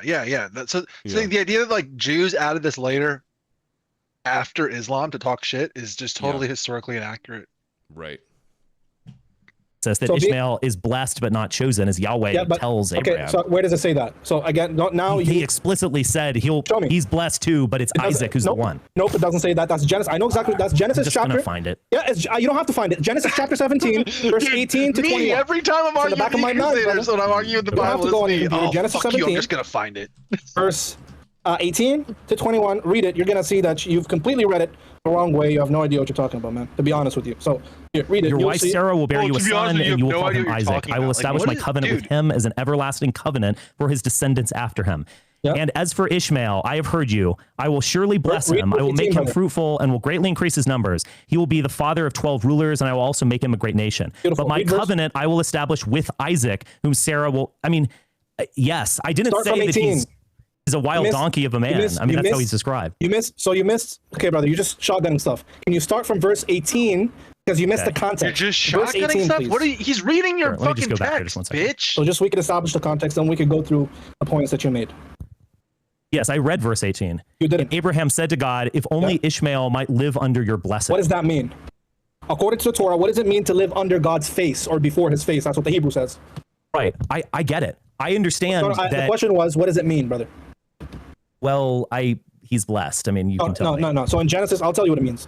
It's contrasted to Genesis chapter 1, where God says to Abraham, it clearly says he's established and live with before Isaac. My face or under my blessing. Right. Meaning that to live under God's face is to be obedient to God. Okay? So that's the context. So then Abraham asked God, make Ishmael an obedient nation, a nation that lives. Nate Live says Ishmael was the OG brown clown. That's so funny. Dude, it's Ishmael, the brown clown. Abraham said to God, Ishmael needs a blessing too. And he goes, I will bless him and give him a great nation, but my covenant I will establish with Isaac, whom Sarah will bear. I thought you said that it was. They have their own little cope where, it's actually a callback to an earlier part in Genesis. They have a cope for this. They do that. This is basically what the Islamic text is doing. Is it's like it's looking back into the text through the lens of Ishmael and then doing like a retelling. So he is authentically explaining what Muslims believe. It's just the idea that this is like the authentic, true Judaism that Jews were practicing before. But this was the version. This is what it said before the Quran. So I know the point he was making is not true. He was saying it didn't say that Isaac didn't get the blessing or the covenant. He gets blessed, but not the covenant. All right. Under God's face. God says, as for Ishmael, I've heard you. I will make him an obedient nation. I will bless him. I will make him into a great nation. Then you said it says, but my covenant I will establish, right? The Hebrew doesn't say, but my covenant I will establish. The Hebrew doesn't use the word but. It uses the word, and my covenant I will establish. We have no problem with this because the initial covenant was given through the children of Isaac or the children of Jacob. Then, after their disobedience, God's plan is to make Ishmael a great nation. So how did Ishmael become a great nation? Was it through Islam? I guess. Beautiful. Yes. So Islam is prophesied in the Torah according to you, Richard, and he's a wild donkey of a man. You know what that means in Hebrew? It's an idiom. But how come the Jews are back in Israel now with a great nation? Exactly. And where is the Muslim Empire today? Advanced technology. How about that? It's so stupid. That's the argument you want to make. Yeah, Israel exists. Now you guys have to deal with it. That's kind of what one of the Judaism arguments that Jews make. They essentially say like, the Muslims and Christians, just the very existence of our state proves their religion is untrue and it makes them seethe. That part of what they're saying is true. It does bother them, this contradiction. And that's why the cope is they say, oh, it's not a real state. It's satanic and the Antichrist. So there's no winning. If they're in exile and they don't have a state, it's because they're cursed by God and because the blessing and the covenant is now with the Muslims or the Christians. And if they do have a state, that doesn't prove that they really are the chosen people. It proves that they're satanic and just trying to usher in the Antichrist. So it really does put them in a no-win situation. Yeah. Also, I looked this up a lot when I was watching it live, because anytime someone makes a Hebrew claim, you got to look it up, right? And it says, so this is what my thing had said when I looked it up. It says he is technically correct, but he's literally about the literal conjunction begins with wa and normally and, not the explicit Hebrew word of all, but it changes nothing in the context. Biblical Hebrew wa can mean and, but, then, or mark a contrast depending on the context. Verse 20 blesses Ishmael. Verse 21 contrasts that blessing with the covenant being established through Isaac. But more importantly, verse 19 actually does use of all as a but/nevertheless use, and explicitly says that the everlasting covenant will be with Isaac. There is no historical tradition that this was changed after Islam's creation. So even in the, yes, exactly. And then it says, even in the most wooden of translations, it would read, I will bless Ishmael and my covenant I will establish with Isaac. Therefore, even if we were to like say what he's saying is true with the and thing, it doesn't change anything. Yeah, the context still, I mean, it's clear that Sarah, not Hagar, is who the covenant goes through. Mm-hmm. Because Hagar was what was it? Not, she wasn't a, was it that she was, hold on, I can't remember now. Tell me. It means that he will live in the wilderness, like Ephraim is called the wild donkey of a man, and Issachar in Genesis chapter 49 is called a wild donkey of a man. But he's an Israelite. Are they being demeaned? Are the Israelites being demeaned when they're called a wild donkey of a man? Some Israelite tribes do get demeaned, yes. No, I said Issachar in Genesis 49, when the blessings are given. Right. Is Jacob demeaning his son? Not Judah. I mean, I don't know what to say. He is demeaned slightly. I'm not saying Tell me where he's that demeaned. You're just making stuff up. It means he lives in the wilderness. Look, listen. Okay. It's fine if we disagree, all right? But just let's dispense with the you're just making stuff up. Or no, you are. It's just... No, you are, brother. Because look, with all due respect, this is an insult to my intelligence, because all I do is study this stuff. Like you're reading Hebrew idioms. You know, information is not knowledge, and it's definitely not wisdom. And that's clear. Look, in Jacob's blessing at the end of Genesis, clearly Judah is the namesake of the religion of Judaism. Judah is just the leading obviously the primary one. Oh, he's the leading tribe. Exactly what I said. Yeah, how does that make a subject demeaned? Exactly. When I say demeaned, I am not saying that the Bible says you're scum, you're nothing. What I am saying is that they are of a secondary or tertiary rank to the primary line, from which David will be descended. Rank in virtue? Or rank in authority? Rank has different respects. Judah has more authority than his brothers. I agree. He has more authority than Dan and others. Yes, Judah has authority. How does that mean that the other tribes are any less in virtue? Well, yes. I mean, I simply do think that they are lesser than Judah. Judah is the namesake of in Judaism. virtue. It is the primary tribe. In virtue, brother. Well, we're just playing word games. Okay, it's not word games. You're not being articulate. When you say somebody is demeaned or lesser than, I need to understand what that means. Why don't I use the word demoted as opposed to demeaned if demeaned bothers you? Yeah, in authority. Can we agree on that so we can kind of move? In authority, not everybody's going to be the leader. Somebody's got to be the leader. So yeah, sure. I agree. So somebody's a leader and somebody's not a leader. That's fine. Yeah. Okay. That's what I mean. So we can agree. Okay. But we keep coming back to this biblical stuff. Because Ishmael plays the second that he plays a lower rung role. Exactly all the other ones do. I heard about you yesterday. Are you a white supremacist or something like that? That's what I've been saying. I want to know more about that. This part's fun. But that's what I meant. I'm not a white supremacist. Okay, so we get real brown clownery here. Right. I mean, we're focusing on criticism of the Abrahamic traditions, and from out of that, we're developing a rejuvenated Apolloism, and that is returning to the height of Aryan civilization, which is the Roman Empire, a god of a son, the real son of God, son of Zeus, and we want to return our civilization to this type of central worship of Apollo. Who's our? Europeans, Aryans, whatever. What satisfies an Aryan? It's a good question. It's sort of a linguistic concept in many ways, but I think it implies a racial concept that we can just use the word white for. But they're Aryans in the Indian peninsula and there. So on. That's tautological. I'm asking you what's in it.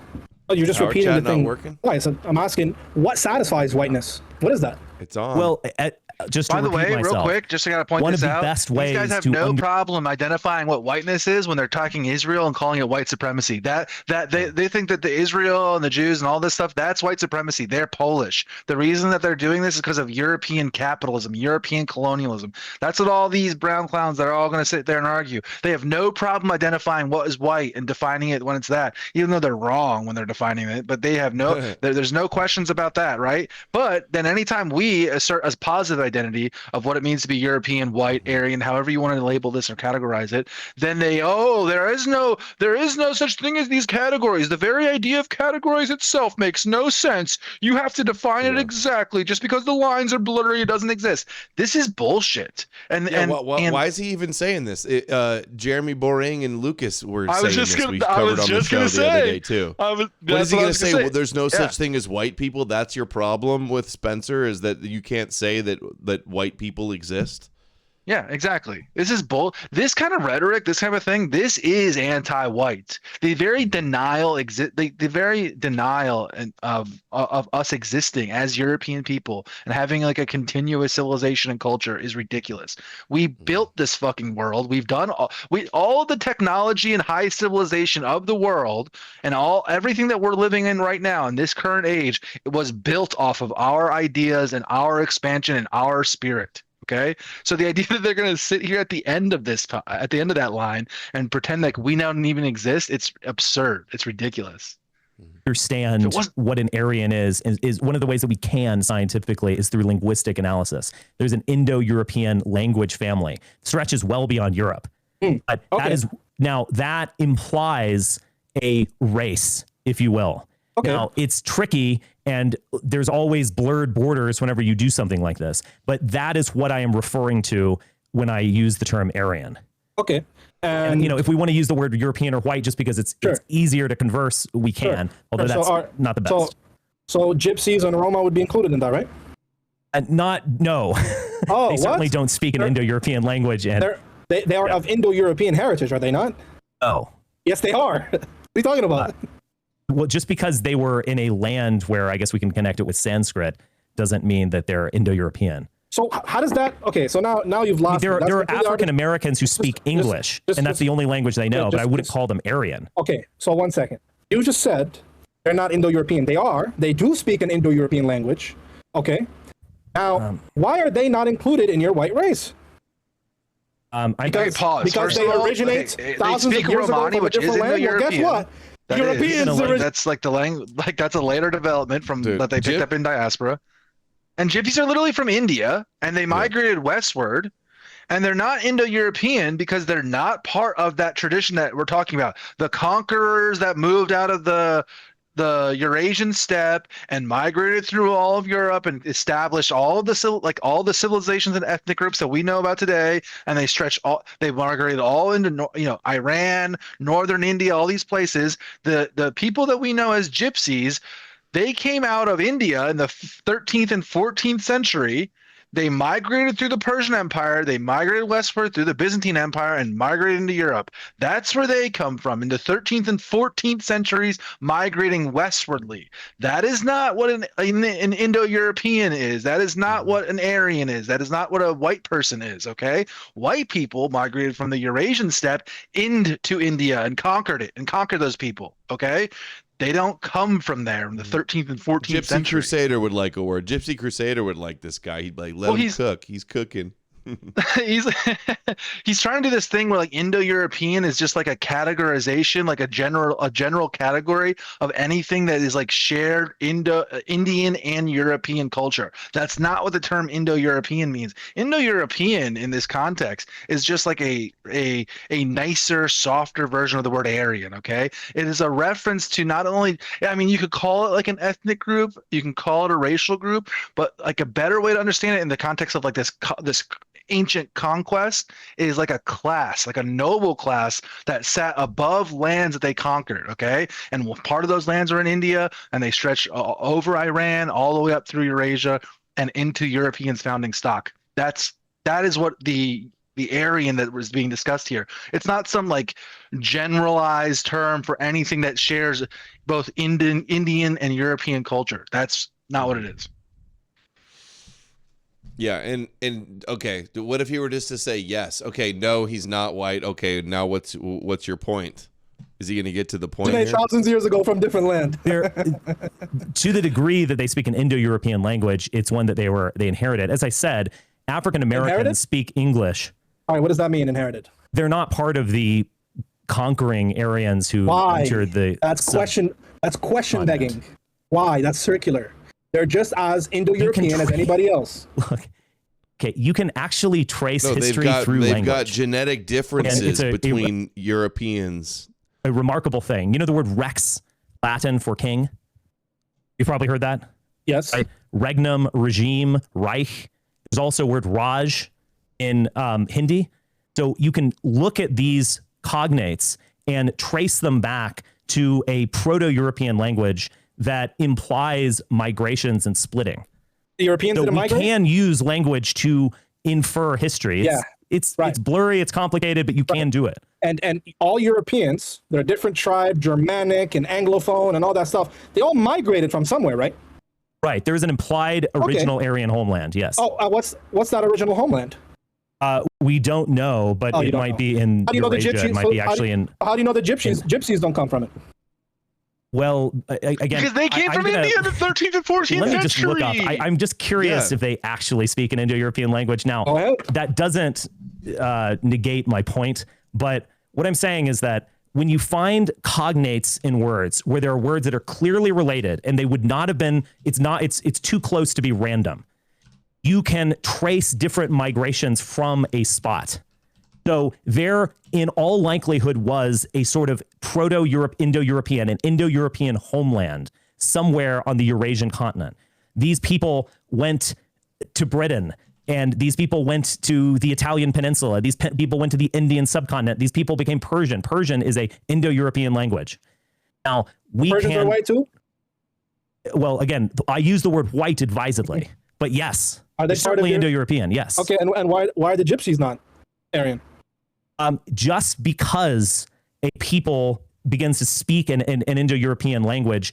They were from South Asia in origin only about 1,500 to 1,000 years ago. That's why they're not the same as Europeans.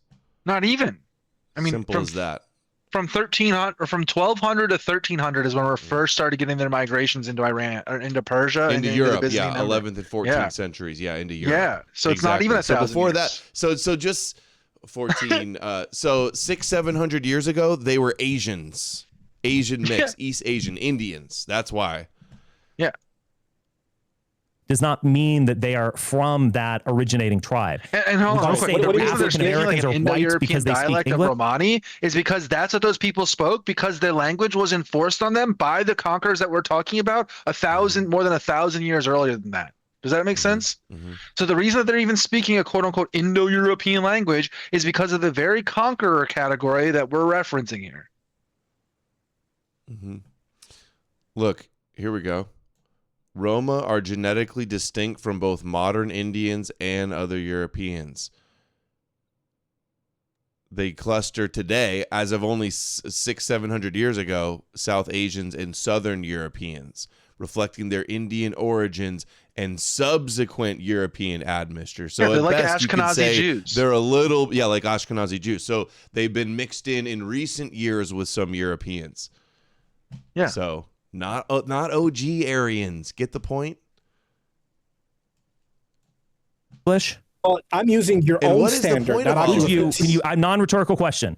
Would you consider African Americans white because they speak English? Oh, because whiteness has nothing to do with language, in my view. That's your view. Yeah, well, if you can... That's your view, not mine. Yes, I agree that race and language are independent. I could go travel to China and my sons and daughters will learn Mandarin and they'll never know English.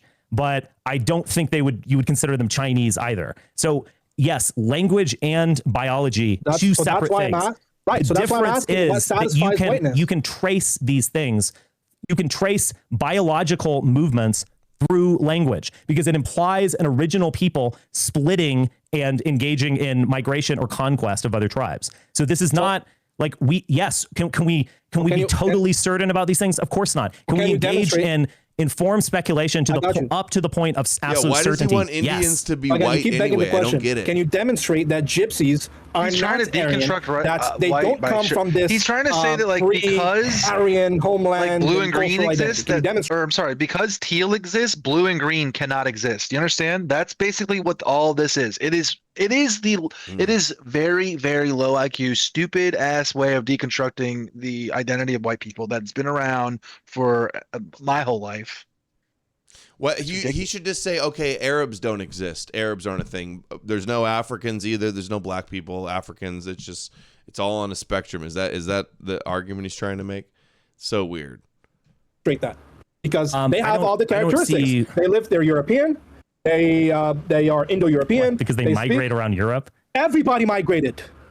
Dude, everybody. The Germanic tribes did, the English tribes did, the French, everybody did. So they did just like everybody else. So now please demonstrate that. No, but the white people in Europe that we call Aryans did it way earlier.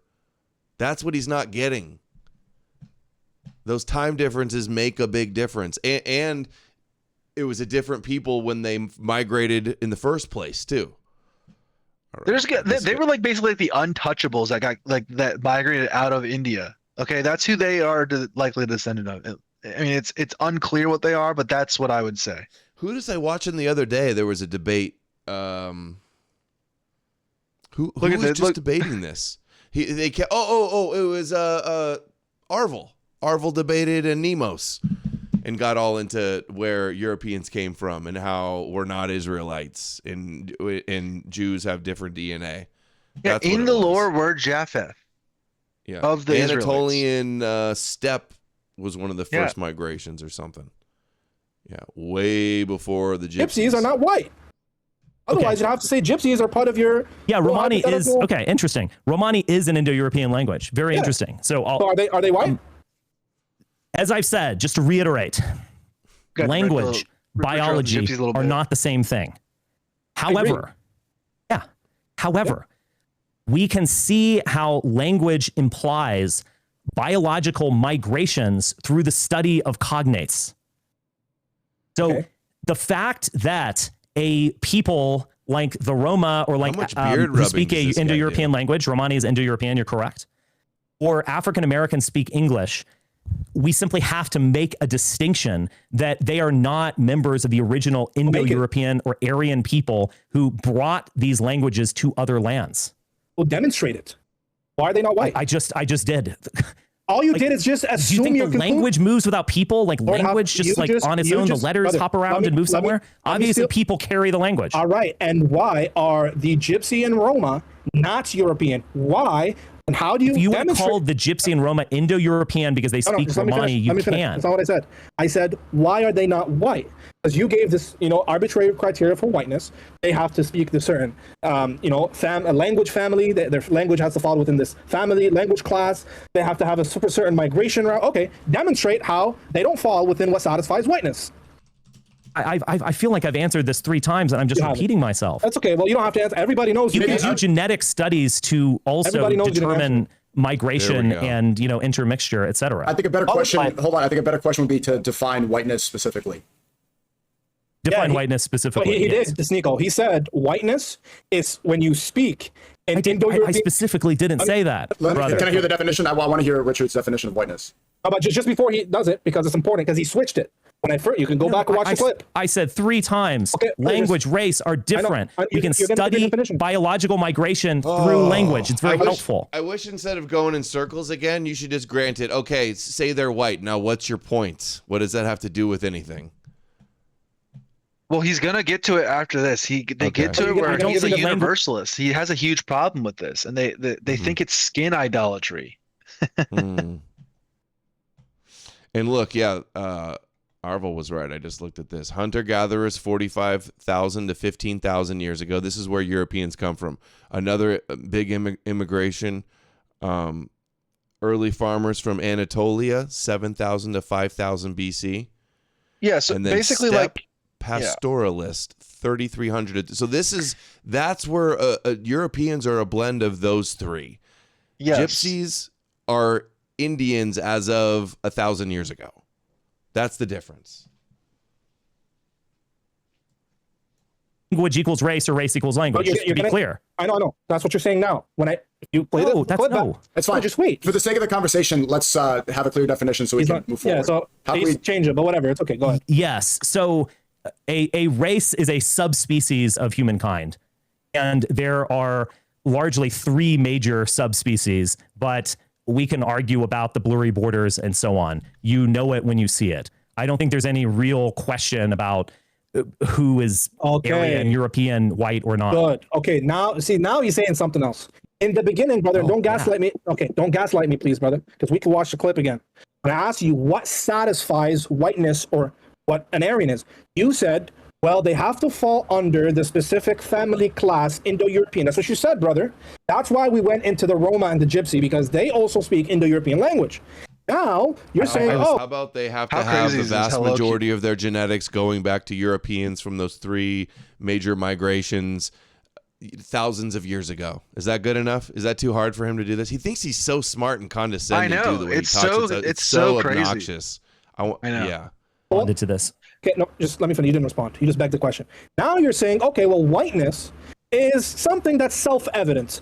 It's something, humanity has split race into 3 main categories, Caucasoid and whatever, and those 3 main category, and white people are just self-evidently known. Well, I actually don't accept that premise that whiteness is self-evident. That's why I'm asking you, please give a definition that is exhaustive for what satisfies whiteness. I'm not going to give an exhaustive definition. I'm going to try to give a basic definition so that we can move forward. Why not Race exhaustive? is a subspecies of humankind.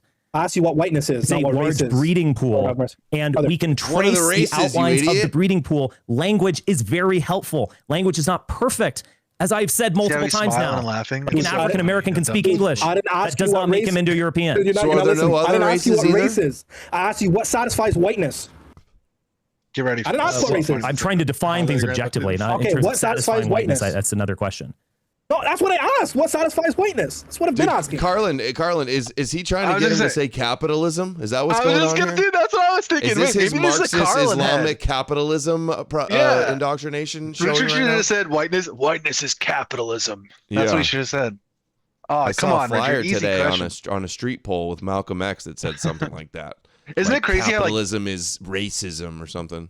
Isn't it crazy how this is like the right wing, like both Christians and Muslims are doing this version of deconstructing whiteness, and then the left has their version where they see it through like this capitalism lens. So everyone is basically is doing this in their own little way. Yeah, everybody trying to deconstruct whiteness, and Europeans can't have an identity apparently. I'm trying to define these things objectively. Like what is whiteness? It's a kind of a blurrier question. Lord have mercy, brother. You believe that the races are actually given to us in the Bible, and they are the sons of Noah. Now he believes in the Bible. Now he believes in the Bible.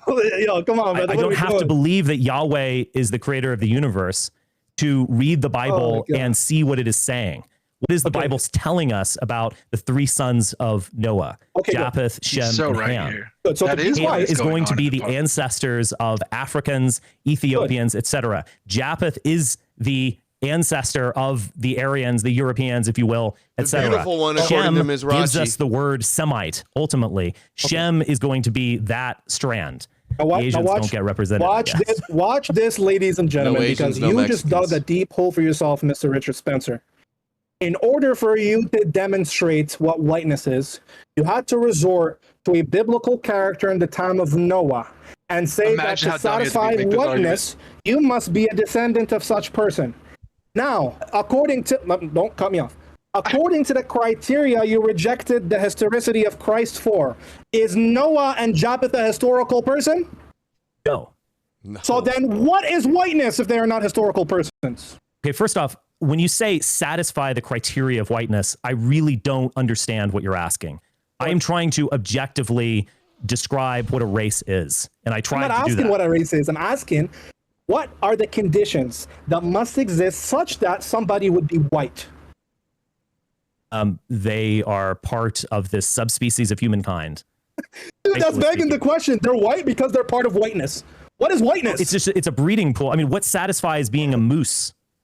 It's a species. That's a good question. What satisfies being a dog, or a moose, or certain characteristics. What is a woman? I guess we're asking. I agree that answering. There's a little bit of a tautology there, but I really don't we're talking about a category, so I don't really know how to satisfy. So brother, this is the problem I have so with your ideology, universal, they want to deny that race exists and everybody submits to Allah. Is that where this is going?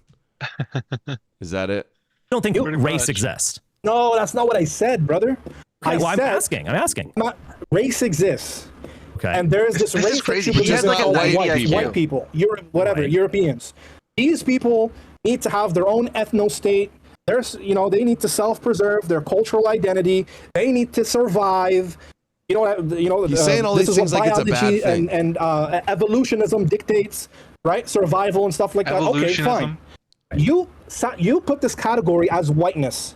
The white race must persist and must survive and must have an ethno-state and no immigrants and no mixing and so on and so forth. This is how we survive. Okay. I'm asking you now.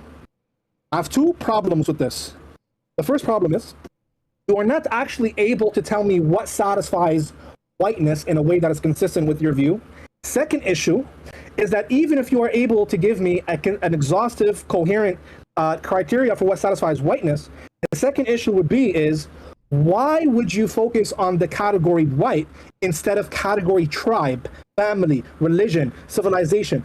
Why is it that what groups the people together is being white instead of being American, or instead of being Muslim, or instead of being from so-and-so tribe? Well, they're just different categories. I am a white American. Big Swag Fella says, holy shit, this dude is insufferable. Richard should just hit him with the Aryan stare and move on. He should have, I know. He's so nice to this guy, but he lost it with Andrew Wilson right away. He's putting up a whole lot more patience here than that one. It's funny. Carlin, isn't it crazy? Andrew Wilson on this guy's ass. Call him a F. Call him a flamer. Carlin, isn't it crazy how the these religions really are just exact, like in my view, like communism and far leftism, like Marxism, however you want to describe this, it is like a later stage, more modern version of these same ideas. Basically, you can see where the universality just from Islam and from Christianity just jumped right into communism. It is communism. One continuous tradition. Okay, I have two different categories. I grew up in Texas and born in Massachusetts. Those are two more categories there. And a bit of a Yankee, bit of a Texan, bit of a Southerner. Okay, These are just different categories. They're not mutually incompatible. I understand. Just like white and non-white are different categories. The problem is, those are different terms in the same category. No, there are different there are subcategories. No. That's what a subcategory is. There's a category race and a subcategory different races, right? Exactly. So now let me finish with my point. So just like you said, this is being literally American how the left and being Southern, this is just straight up. It's the exact same. So here's the problem. All category is like being American or being Roman or being Muslim. Where's the ortho bros? Category error. Oh, here you hear what he's saying? Oh, you have to be Roman. You have to be whatever. You should be proud of whatever those things are. You just being proud of your race, that's too much. The same thing too. Yeah, like, white I know. doesn't exist. It's either Irish or German or English. It's like, yeah, but they're all, given where we're at now, they were all close to each other at one time. They're all related genetically and mixed around some and come from the same place. Like, that's Muslim or being Jewish is a different category. The issue is you prefer one over the other. We'll have our inner white fighting with the. Why should we prefer the Germans and the Italians and everybody? We'll do the Europe infighting after we're not all. No. I'm pro infighting. I want to infight our way to victory. I want to. Infighting is called eugenics. No, we don't need wars between English and Germans right now, though. We need to unite all of unite the right, unite the white Europeans. We're not trying to infight with our German and English tribes. Yeah, just a joke. A white group instead of a Southern white group or an Irish white group or an Anglophone white group. Why? Well, those are subcategories, but why do I prefer Aryans to other people? Because we're the best. I'm asking you why your focus. We're the most beautiful. We're the most creative. We've created the most effective, successful civilizations. That's why. Okay. And why can't, for example, Western Europeans say it is us who created the most successful nation? Eastern Europeans need to go. They could say that if they want to. Oh, they could. Well, they often do. Oh, okay, good. So then your ideology doesn't actually give us why we should prefer white race as a class instead of white Western European as a class. I think I understand what you're saying. Yeah. I do think that there is a sort of call to blood. It's sort of like asking, why do you prefer your own children? Why are you lavishing your own children with gifts? You never give a penny to the neighbor's children. Well, yeah, is the answer to that. We are humans. We are inherently tribal and inherently based on blood and family, etc. And that is just a part of who we are. So I like Aryans.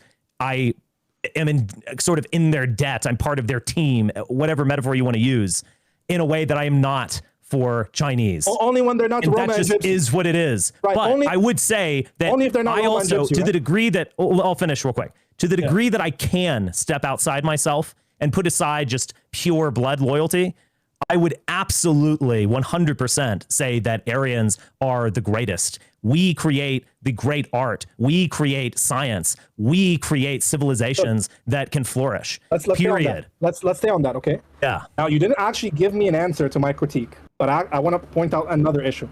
Remember, my critique was, you believe it is virtuous that this class of European or Aryan people must stay together as one unified, cohesive group.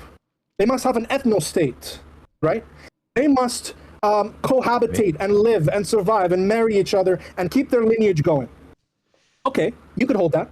My view against that is, why is that more virtuous than a European doing that with his specific tribe? We are Germanic. We are cohesive. We deserve a Germanic ethno-state. Why is your idea more virtuous than this idea? You didn't say it was. It's I get same. it. I think it's in a way largely historical. I mean, I think people have been more ethnocentric in the way that you're referring to. They've been more tribal in the past. With the onset of communications and transportation, we are part of a bigger block in the way that we weren't. We sort of were 100 years ago, but in the way that we weren't certainly 250 years ago. I think there are also deep problems with ethno-nationalism, as you're putting it. We had world wars that were at the very least sparked by some sort of ethno-nationalism. Also, I feel like maybe in Europe it was more tribal. You know, different countries were at war with each other, but with America, many of the Western European people came to America, and that's kind of where more of a white identity comes from. Wouldn't you think so? In some ways, consider themselves more German or English or French or whatever, but in America, we don't all still identify as those things because we're all mixed with those things, or it's just like we don't know. So it's kind of just more like a the history of Europe, I would say, is like this, like a history of competitive empire building. You know, the reason that Great Britain, France, Spain, or Germany or any of these countries like built great empires was to like England did it to fuck over the French. Like, let's be very clear here. The reason that we became part of what made us great is our competitive nature within ourselves. So we do in a way need to like harness that and understand like that is our history. That like the infighting and the competitive nature between us, that is part of what helped us compete and spread out. The reason that we wanted to take over South America and the world and all these things was because we wanted to get one over on our neighbors, basically. And the thing is that when we were doing that, we saw the world as still as us versus them. So we still saw the world as Europeans, Europeans that Portuguese and British people that were hanging out in Japan when we were colonizing Japan or any other place in the world. Like they saw each other and they were like, oh, that's a European. Like they saw those people and understood that they were cousins, that they were brothers, or they were part of the same race, but they were different than the locals. Okay. But they also saw they were competing against that person in this global colonization agenda that was going on back then, right? So that's kind of what we need to harness, I would say, is accept like the competitive nature between ourselves while still seeing ourselves on the same team. And I would just like add one more part to that. That's kind of how like Like Jews are operating like that. They fight each other and debate each other rigorously. Some of the debates between the like Jews and rabbis and things like that, they are heated and they are hated. They are like doing smears and all these other things. But when it's time to close ranks around and be for Team Judaism, they all get on board. They all do it. They all see themselves as like othered from everybody else, but they still fight internally for whatever reason. White people or our people have this idea, this very dumb idea, that the way to win, the way to unity, is to just stop fighting, prevent all infighting. But that has never been a successful strategy for any group. To just hug box each other and let's all just get in. Oh, if we just hug box and we stop infighting, and if we just love each other enough. All our differences aside, I mean, if there's that an is enemy not threat, yeah. Nobody wins this way. Nobody wins that way. Well, it's not that it's an imminent threat. You can't organize action this way or do anything because everyone is walking around eggshells like, oh, well, we can't say anything about this person because we have a coalition with that person, and we can't do this because of this person. No. It takes a rigid, strong, basically personality cult in a way, or strong ideas that are going to like cut through the infighting and win out ultimately. You can't stop the infighting to win. Infighting is how you win. The one that most efficiently wins the infighting has demonstrated Darwinistically, if you will, that it has what it takes to win out against whatever you're going against from the outside world. The outside threat. Exactly. Yes. Yeah. What's the saying? Like iron sharpens steel, or iron sharpens iron, something like that. Yeah, iron sharpens iron. Yeah. Well, there we go. Boom. That nailed it. And those have been two of the most catastrophic things ever. So I don't, what do you mean? Sorry, in terms of more virtuous, look, what is ethno-nationalism? Just wait 1 second. Ethno-national. Yeah. What do you mean? What do you mean by that? An ethnicity. So I'm referring to an ethnicity as a kind of sub race. So you're not just European, ethnicity. You're German, but you're not. Oh, I said Germanic. Maybe not even German, because Germany is a collection of tribes. You're Prussian or something. I said Germanic. Okay. Well, that's already pretty broad, to be honest. No. Oh, and white is it?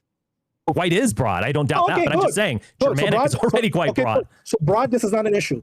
Why can't somebody prefer the existence and persistence they can. And the superior? Okay, so your view is not more virtuous than this view, right?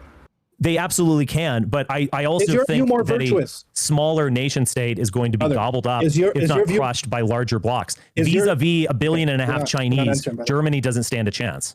Is it more with virtuous? The European Union, Germany does stand a chance. So I have a political preference for large blocks. What kind of question is that? So I ask you, is it more virtuous? Was the question? What do you mean by virtue? Because is it better? Is there more benefits? Hold on, but it's because it's a reference to Islamic theology. Basically, they have this idea of virtue that's very important to them, and doing things through virtue, and like it's like they define virtue and they're obsessed with virtue. He's going to go into the etymology of virtue. Is it not virtuous to take better care of your family and your close kin than foreigners or foreign threats or foreign competitors? None of these things are real. All that matters is the survival and winning of your people. That's all that matters. All this other fluff is just how you rationalize it after or before the fact, okay? That's all that matters. Everything else is fluff. Oh my God! You're gonna manliness. So now we're gonna do what's his name? We're more manly. We can kick more ass. Is it white people over in whatever Muslim country he came from, whatever Arab country, saying, "Oh, your people don't exist. Oh, you want to preserve your ethno state. Oh, you need to be universal and virtuous or whatever." It's always the other way around. Only white people get henpecked like this. I don't want to engage in semantics. What is virtue? Semantics, but hold on. Why I mention that is that many people will use virtue. They'll use the word virtue to refer to female chastity. Maintain your virtue, honey. Don't let him buy you a drink at the bar.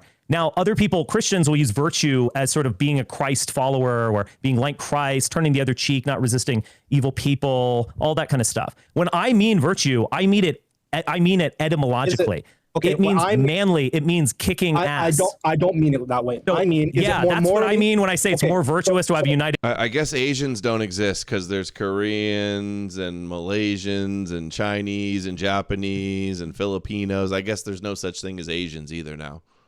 Empire. We can kick a ton of ass around the globe when we are united as Aryans. Okay, when we're united as Germans, less ass is being kicked. You're preaching now. You're just preaching on now, some brother. level, that's all I care about. He's trying to dumb it down for him so hard. And the thing is they don't want all the Europeans. Yeah, that's what they're mad about. Yeah, That's exactly. That's what they don't want.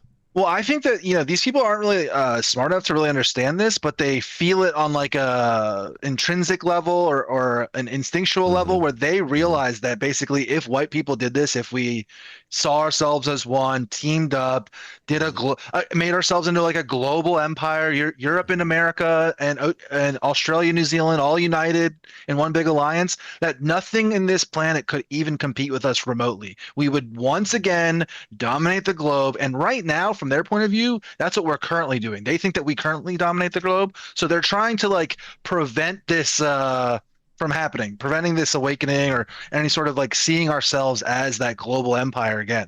They are terrified of it for that reason.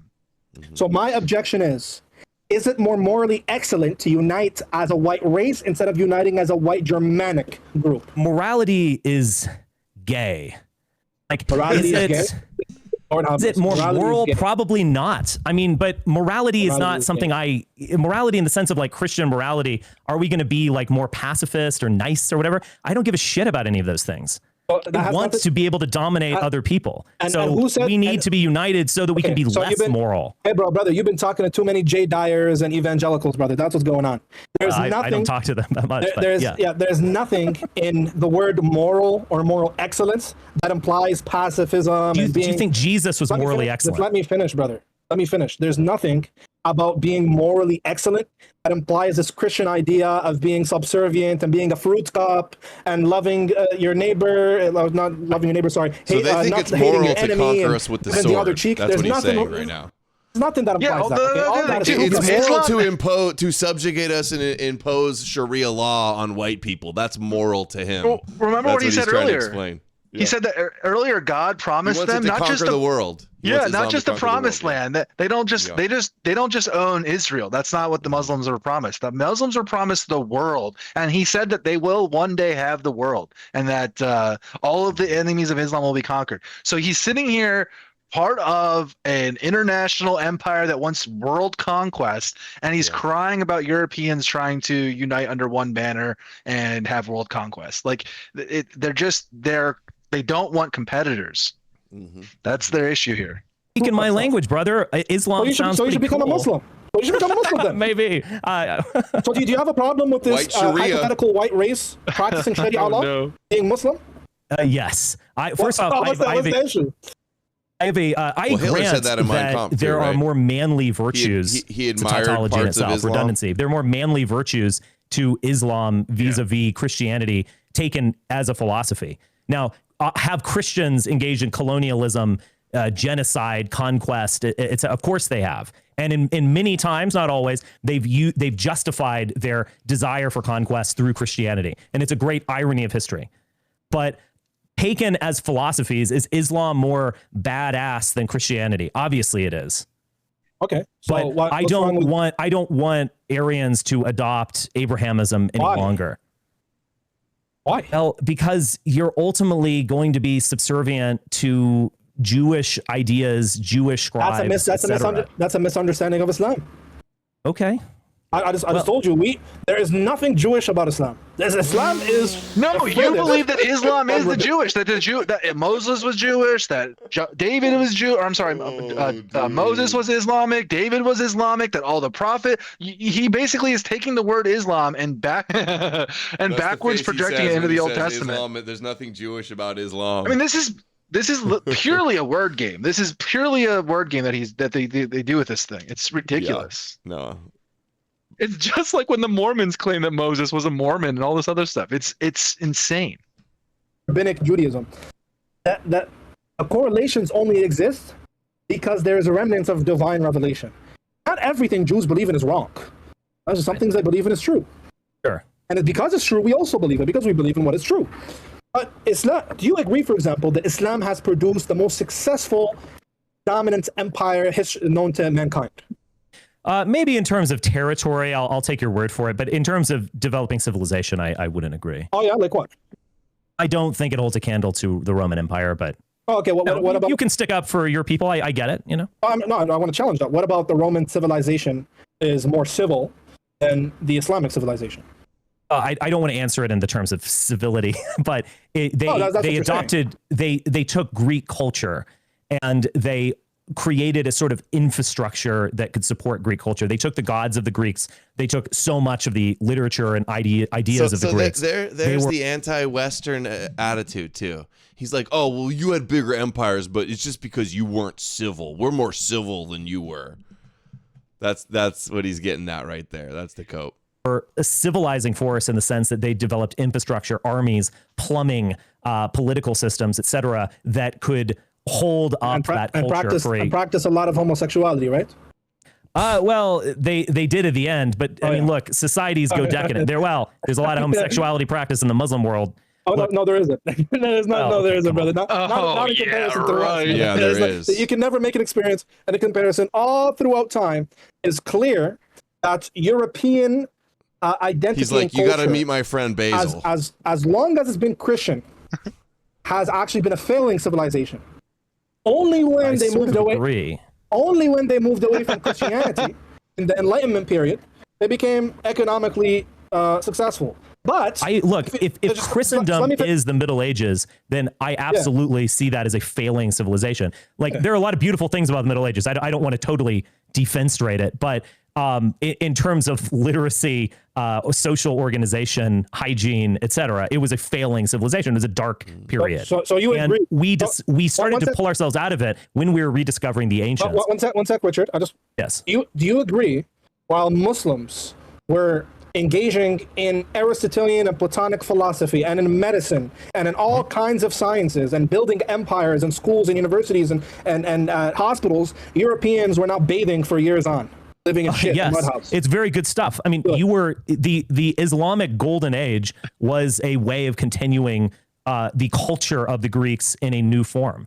And I think there's tons of a lot to admire in Islam. So it sounds like your hypothetical ethno country full of white people needs Islam, brother. Yeah, isn't that interesting? How basically we need paganism. We just don't need Christianity, not Islam. Well, isn't it interesting Islam today? Yeah, well, Islam's golden age was basically, in a way, it was like it was in the same way the Enlightenment for Europeans was like a returning to paganism and rediscovering those pagan ideas and like bringing forth those ideas of rationality and understanding and promoting science and all the things that we were associated with the Enlightenment. Islam was doing the same sort of idea where they were keeping the pagan records and pagan medicines and books and their medical journals and things like that. It was that was what was going on there. It was basically they were taking those pagan ideas and they were like putting them through the Arabic texts and Arabic ideas and theology, all their cultural ideas. Yeah. But that's like what they were doing, right? So isn't that interesting that the golden age of Islam and what you could call maybe the golden age of European history both coincide with this turning away from it, like the Abrahamism or the monotheism and towards the pagan Romans ideas? Sure had bathing and plumbing. Doesn't this seem to be like kind of like maybe a pattern we can recognize that when groups turn away from the monotheistic God and the Abrahamic gods or God that they can enter a period of rational golden age? Mm-hmm. Mm-hmm.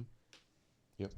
How much more of this? It's getting really late. We're three. I think there's a little bit more Muslim actually. golden age done. now, and I feel like you just that like darkness of superstition that Europeans descended into after the fall of Rome, at least in the West. Another 45 minutes. That is what is Muslim people descended to as Richard, well. What I'm asking is... So I don't think real quick, just to put a cherry on top, I don't think the answer to all of this is more Abrahamic religion. Exactly. I just we were truly Christian. We were 100% Christian at a point, at least after 1000 AD. And these are not times of greatness and enlightenment. We started to rediscover paganism and we became great again. And again, faith starts to fall off. Christianity starts to split. I mean, I do think that the Renaissance and the Enlightenment was a way of breaking the chains of Abrahamism for the white race. Look, Richard, when I say, why doesn't your hypothetical white ethno-state be Muslim? I'm not necessarily... Hold on, dude. This dude wants to brag about bathing and hygiene. Using the left hand for this purpose of washing their butt after they poop, rubbing it with their left hand, is a traditional in Islam, while the right hand is generally reserved for eating, greeting people, and other clean activities. I don't know if it's a Muslim thing specifically, but a lot of Muslims do it. Necessarily asking why aren't they Muslim, as in Islam being true, as it relates or as it corresponds to reality.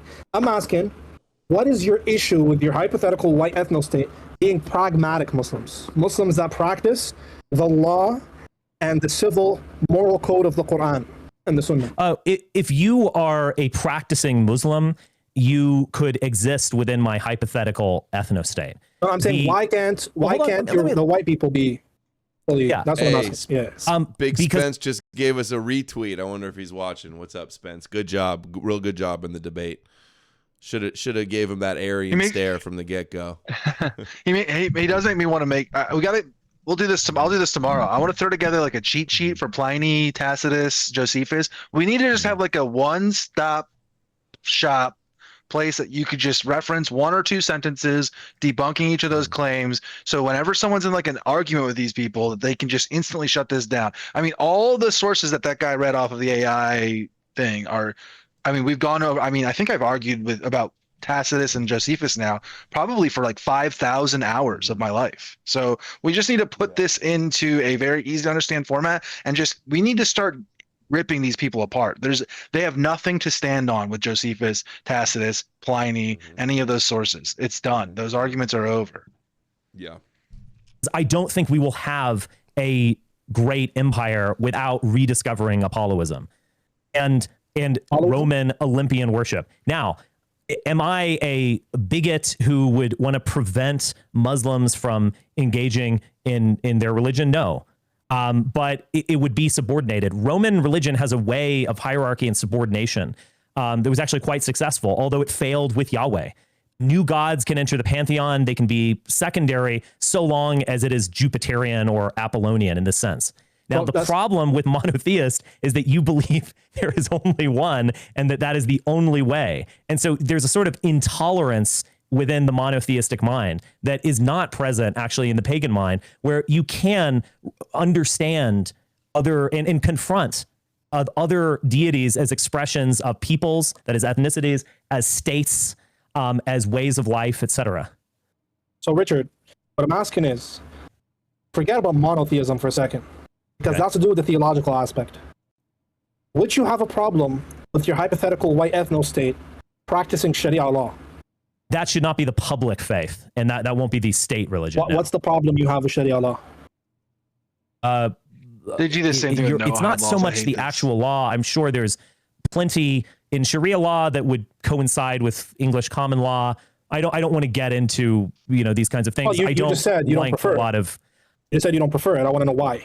We need to exit the Abrahamic matrix in order to establish making up the rules, dude. World order. That's why. I missed this part. I wasn't on the phone. You just said the Abrahamic matrix part. No, in terms of Sharia law, look, I don't like what I see when I see Sharia law. I don't like what? The burqa. That's what I'm asking. Like what? I don't like the hijab. Yeah.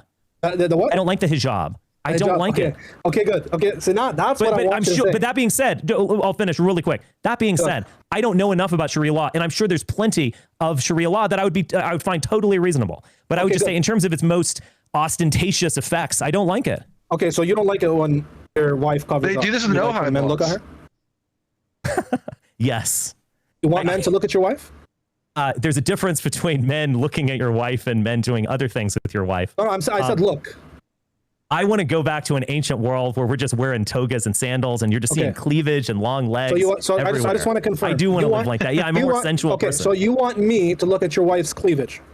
You can look at my wife's cleavage so long as you're not doing some other things, brother. You understand? I mean, like, brother, I mean, look, if that's not cuckery, brother, I don't know what is. Brother, that is pure cuckery. That's not cuckery. That is the opposite of the view you want us to hold to, that you're a strong man and survival of the fittest. And we are strong men. We're self-confident. We're not terrified of other people cucking us. They're weak. We have to dress them up. I think that they think like this. Yeah. That's crazy. Richard, I thought that you're a strong warrior, but it turns out that you're just a liberal, brother. You're a liberal. You think you think your wife should walk around Did the Romans with her tits put out. women in burqas? They were wrong. They were cocks. Okay, that's fair enough. We simply disagree, but my that's position, the problem, brother. I want to live in a sensual society where we're surrounded by hot people. And you want me to think your daughters are hot, for example? You can think my daughters are hot, like so long as you're not doing other things. And I don't want to even mention this because it grosses me out. Yeah. Oh boy. So what about that? I think it's beautiful. I think it's beautiful when look, there's a difference between being a vulgar slut and going around showing off your ass or whatever. There is a distinction between that and a beautiful young girl who is conservative, but sure, a little sensual. And she looks pretty and wonderful. There is a distinction. There's a hard line, and you know where it is. There's a difference between a slut and a young lady who is confident and beautiful. These guys won't even let their women like go to the beach in a swimsuit because they're so terrified of somebody else looking at their wife. Yeah, but it's all good when all the wives are able to look at all the men. That's no big deal. Well, imagine looking at Islamic society and being like, oh yeah, they have it figured out on how to do marriage and how to do gender relations for sure, right? Like, they might be the worst on the planet about this stuff. Also, a lot of men do like their women to dress sexy, and then they go like, all the guys are looking at my girl. They all wish they had my girl, right? Yeah, dude. That's an attitude some guys probably have. Dude, the idea that that's not a thing is insane. That's like the majority. Like that's. Guys care more about what other guys think in terms of their partners than they would like to admit. That's basically if a dude's like staring too hard or like trying to like get at her or talk to her or something, then there's going to be a problem. But like, this is so weird. It's not something I've even thought of like that. Like, oh, she better cover up. I don't want anybody looking at her. Maybe my daughter's older. I don't want pervs looking at my young daughter wearing short shorts or something, maybe. But also, my wife is not Muslim, and she still just dresses, like, modestly. Yeah. Trophy wife. Confident with her tits out and her ass out? I just said that. There is, and look, it is a line that you know it when you see it. Should she There's a difference between, like, erotic art and pornography, right? You know it when you see it, right? I think there's no difference. So that's crazy. No, it's not. It's not crazy. You're just looking at less extra skin, brother. Yeah. This is also Abrahamic too. The idea that skin is somehow inherently evil, right?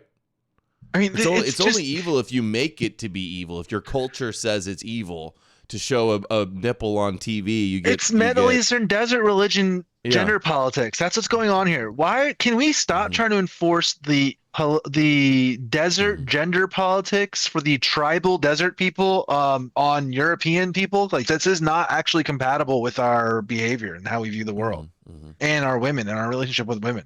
And also, you guys, like, okay, maybe not you guys, but the e-crusaders that hear this stuff, like, they sit here and they're like, yeah, this is where the Muslims are right. This is where the Muslims are based. And that's what they'll say out of one side of their mouth. And the other side of the mouth, they're going to cry about never getting laid and our birth rates need to go up and yada, yada, yada, all this other stuff. These are contradictory ideas. Nobody is having sex in this world. That's actually the reality of the situation. This idea that we're in like this demonic Sodom and Gomorrah and that God's going to destroy us because everyone's just going around having loose sex, that is not backed up by the data. Young people are not having sex, and that's actually the problem, because that's actually what's going on with the birth rates, is that nobody's pairing up, nobody's getting married, nobody's having sex. People are are losing their virginity later, having less sexual partners, and all that other stuff. The extreme outliers, the top 10%, are having way more sex than ever before. That's true, but for the vast majority of people, they're having way less sex. And that the problem with birth rates, the way the Abrahamics look at this thing as like some sort of binary, like, oh, all you gotta do is have more religion and that means more birth rate, that's good. Like, this is a simplistic way of viewing it. The reason birth rates are low are because of many factors: economic factors, technological factors, social factors, all sorts of monetary factors. All these other factors that go into it are complicated in how they work. But their solution to the problem problem absolutely will not work at all. It will continue to drive the gender divide between white people if white men continue to try to emulate Muslims or Christians when it comes to this bullshit with women. What's up? Corn Pop says, "Hey, brown clown." Bacha Bazi says, "Hi." Corn Pop, been wondering where you been at, bro. No, it's the intention. This is what I'm. It's the intent. No, hold on. It's the intention in the filmmaker. It's not just the intention. It is an intention that you can discern. Richard, there's a filmmaker. Well, I'm going to finish real quick. Sorry, I don't want to interrupt. Look, there's a filmmaker that can show a beautiful woman running through a field. What makes boobs inherently bad and not virtuous? Can you explain that? The Jews told us. The Jews told us so. Yeah. Well, Adam and Eve in the garden, once they sinned, then they had to cover themselves. They recognized their nakedness. Like that, is that going to be the logic of why it's inherently evil? They're jumping into the ocean, and it's sensual and it's wonderful. The intention of a pornographer is to most likely degrade sexuality, or at the very least depict it in a graphic, vulgar form. There just is a difference between being fun and being a skank. There's a total difference, and you know it when you see it. So Richard, what I asked you is it okay for a woman to walk around with her breast out and with her other parts, special parts out? Is that okay, or should she cover up? You mean unclothed breast and vagina even? Unclothed. No, not fully unclothed. Okay. Unclothed enough. Is that okay? Do you think that's fine and acceptable in society?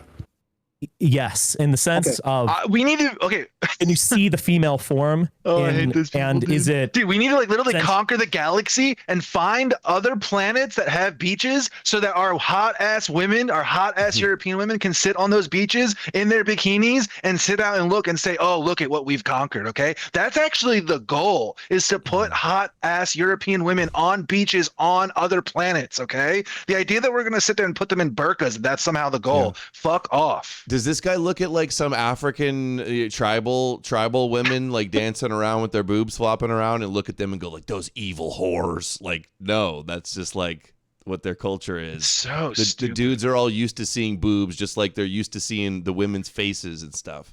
They're like seething incels. They're like genetically incels. These people are genetically incels at this point.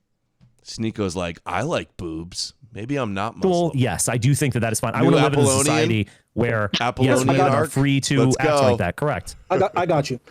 Now, why can't somebody say, I want to live in hard if you must. So why can't somebody say, because look, the response you're going to give me here is going to work against you. Why can't somebody say, well, why, we want to live in a free society where women can just walk out commando? What's the problem with that?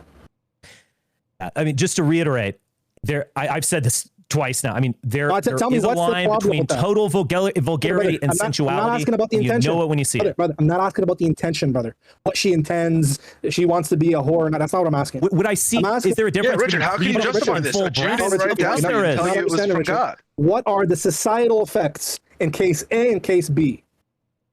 Could you just tell me what A and B are again? A woman walks around with her cleavage out enough that it, enlight or put desire and lust in another man who's looking for her at her. She's not fully unclothed, but it's enough to kind of spark that in a man who looks, lust right? Is what? Yes. And then a woman that's fully commando, fully unclothed. The societal effects. Lust makes life. In point A, in example A and example B, what is the difference? Why is one societally better than the other? There is a really big difference. Okay, tell me. What are the societal benefits a woman that's wearing shorts, you can see some legs or a skirt or so on. If there was no lust. Lust is just like sex drive that God made everybody with, that they criminalize as evil. It's sensual and it inspires desire. I agree. And it makes life fun, for lack of a better word. A woman full commando, it's simply demeaning. It's overly sexual, maybe even depressing.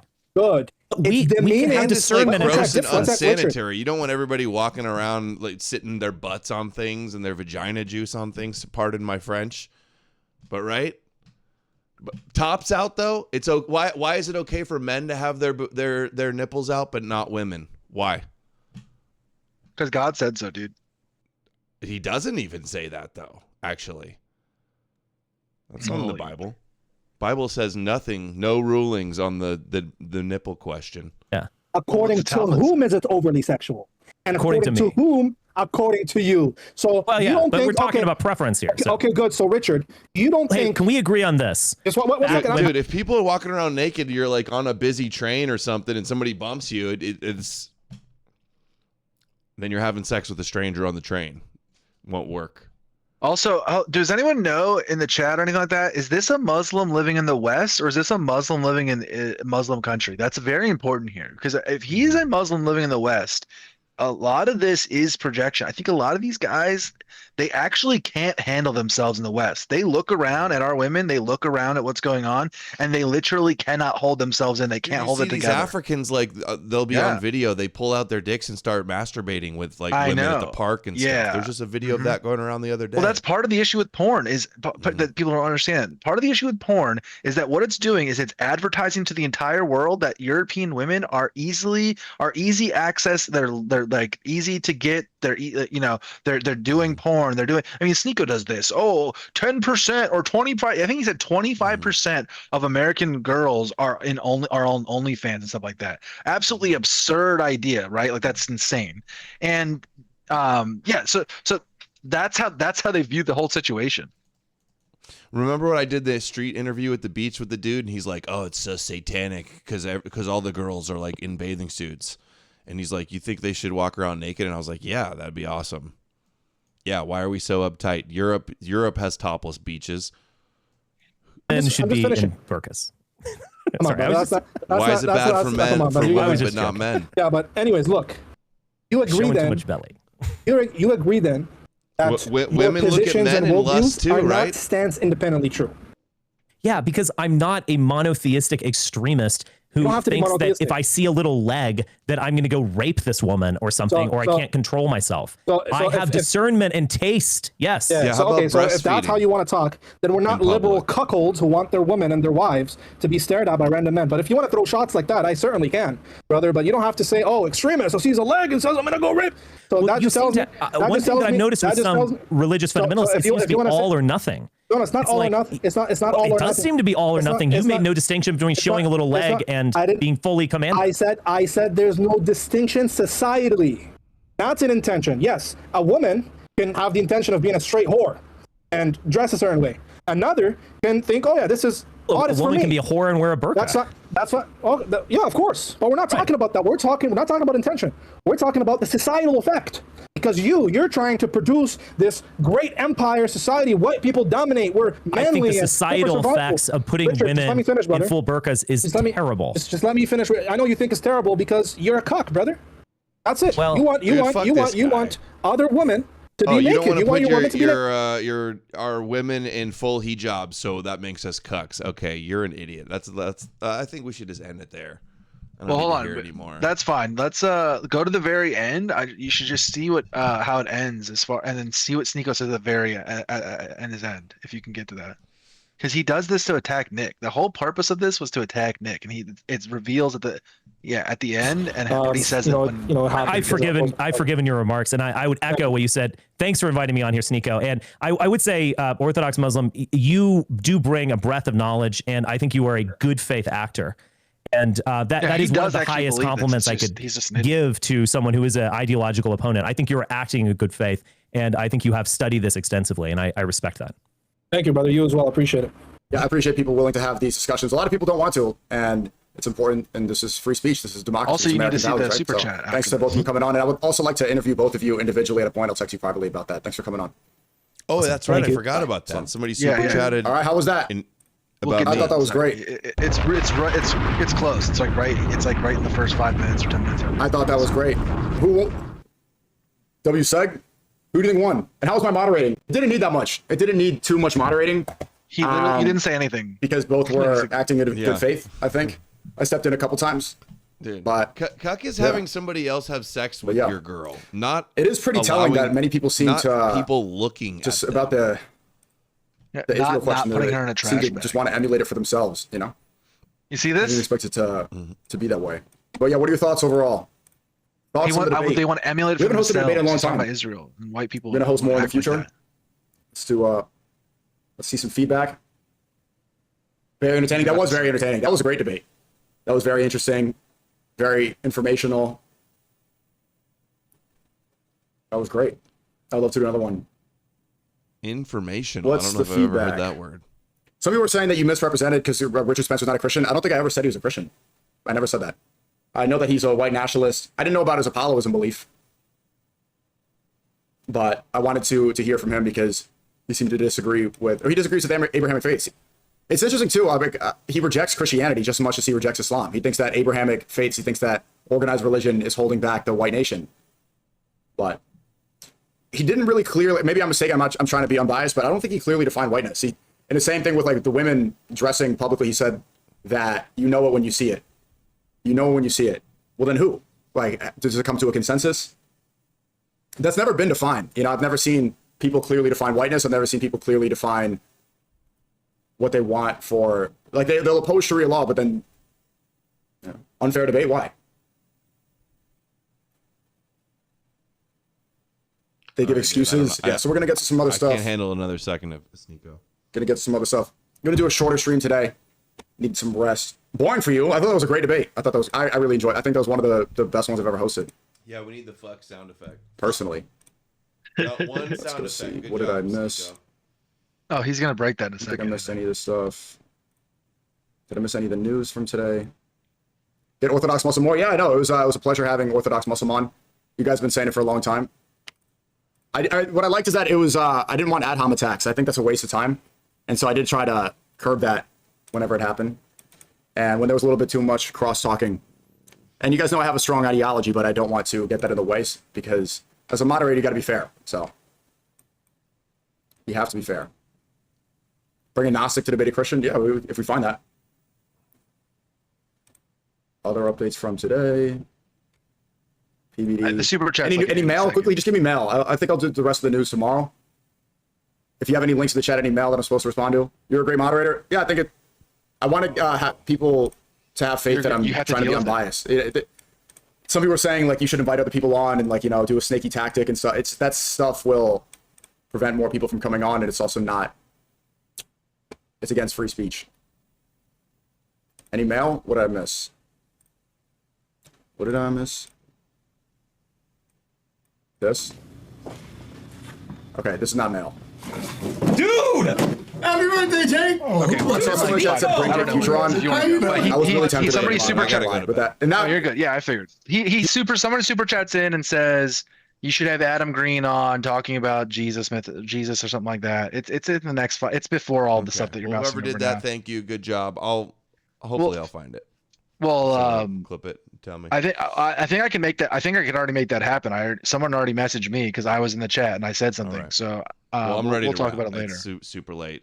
Long. All right. Well, that was 3.5 hours. All right. Thanks for watching, guys. Comment below. We'll see you on Monday. Take care, and thank you, Amalek, for joining. Good job, Spencer, on the debate. All right. Good night.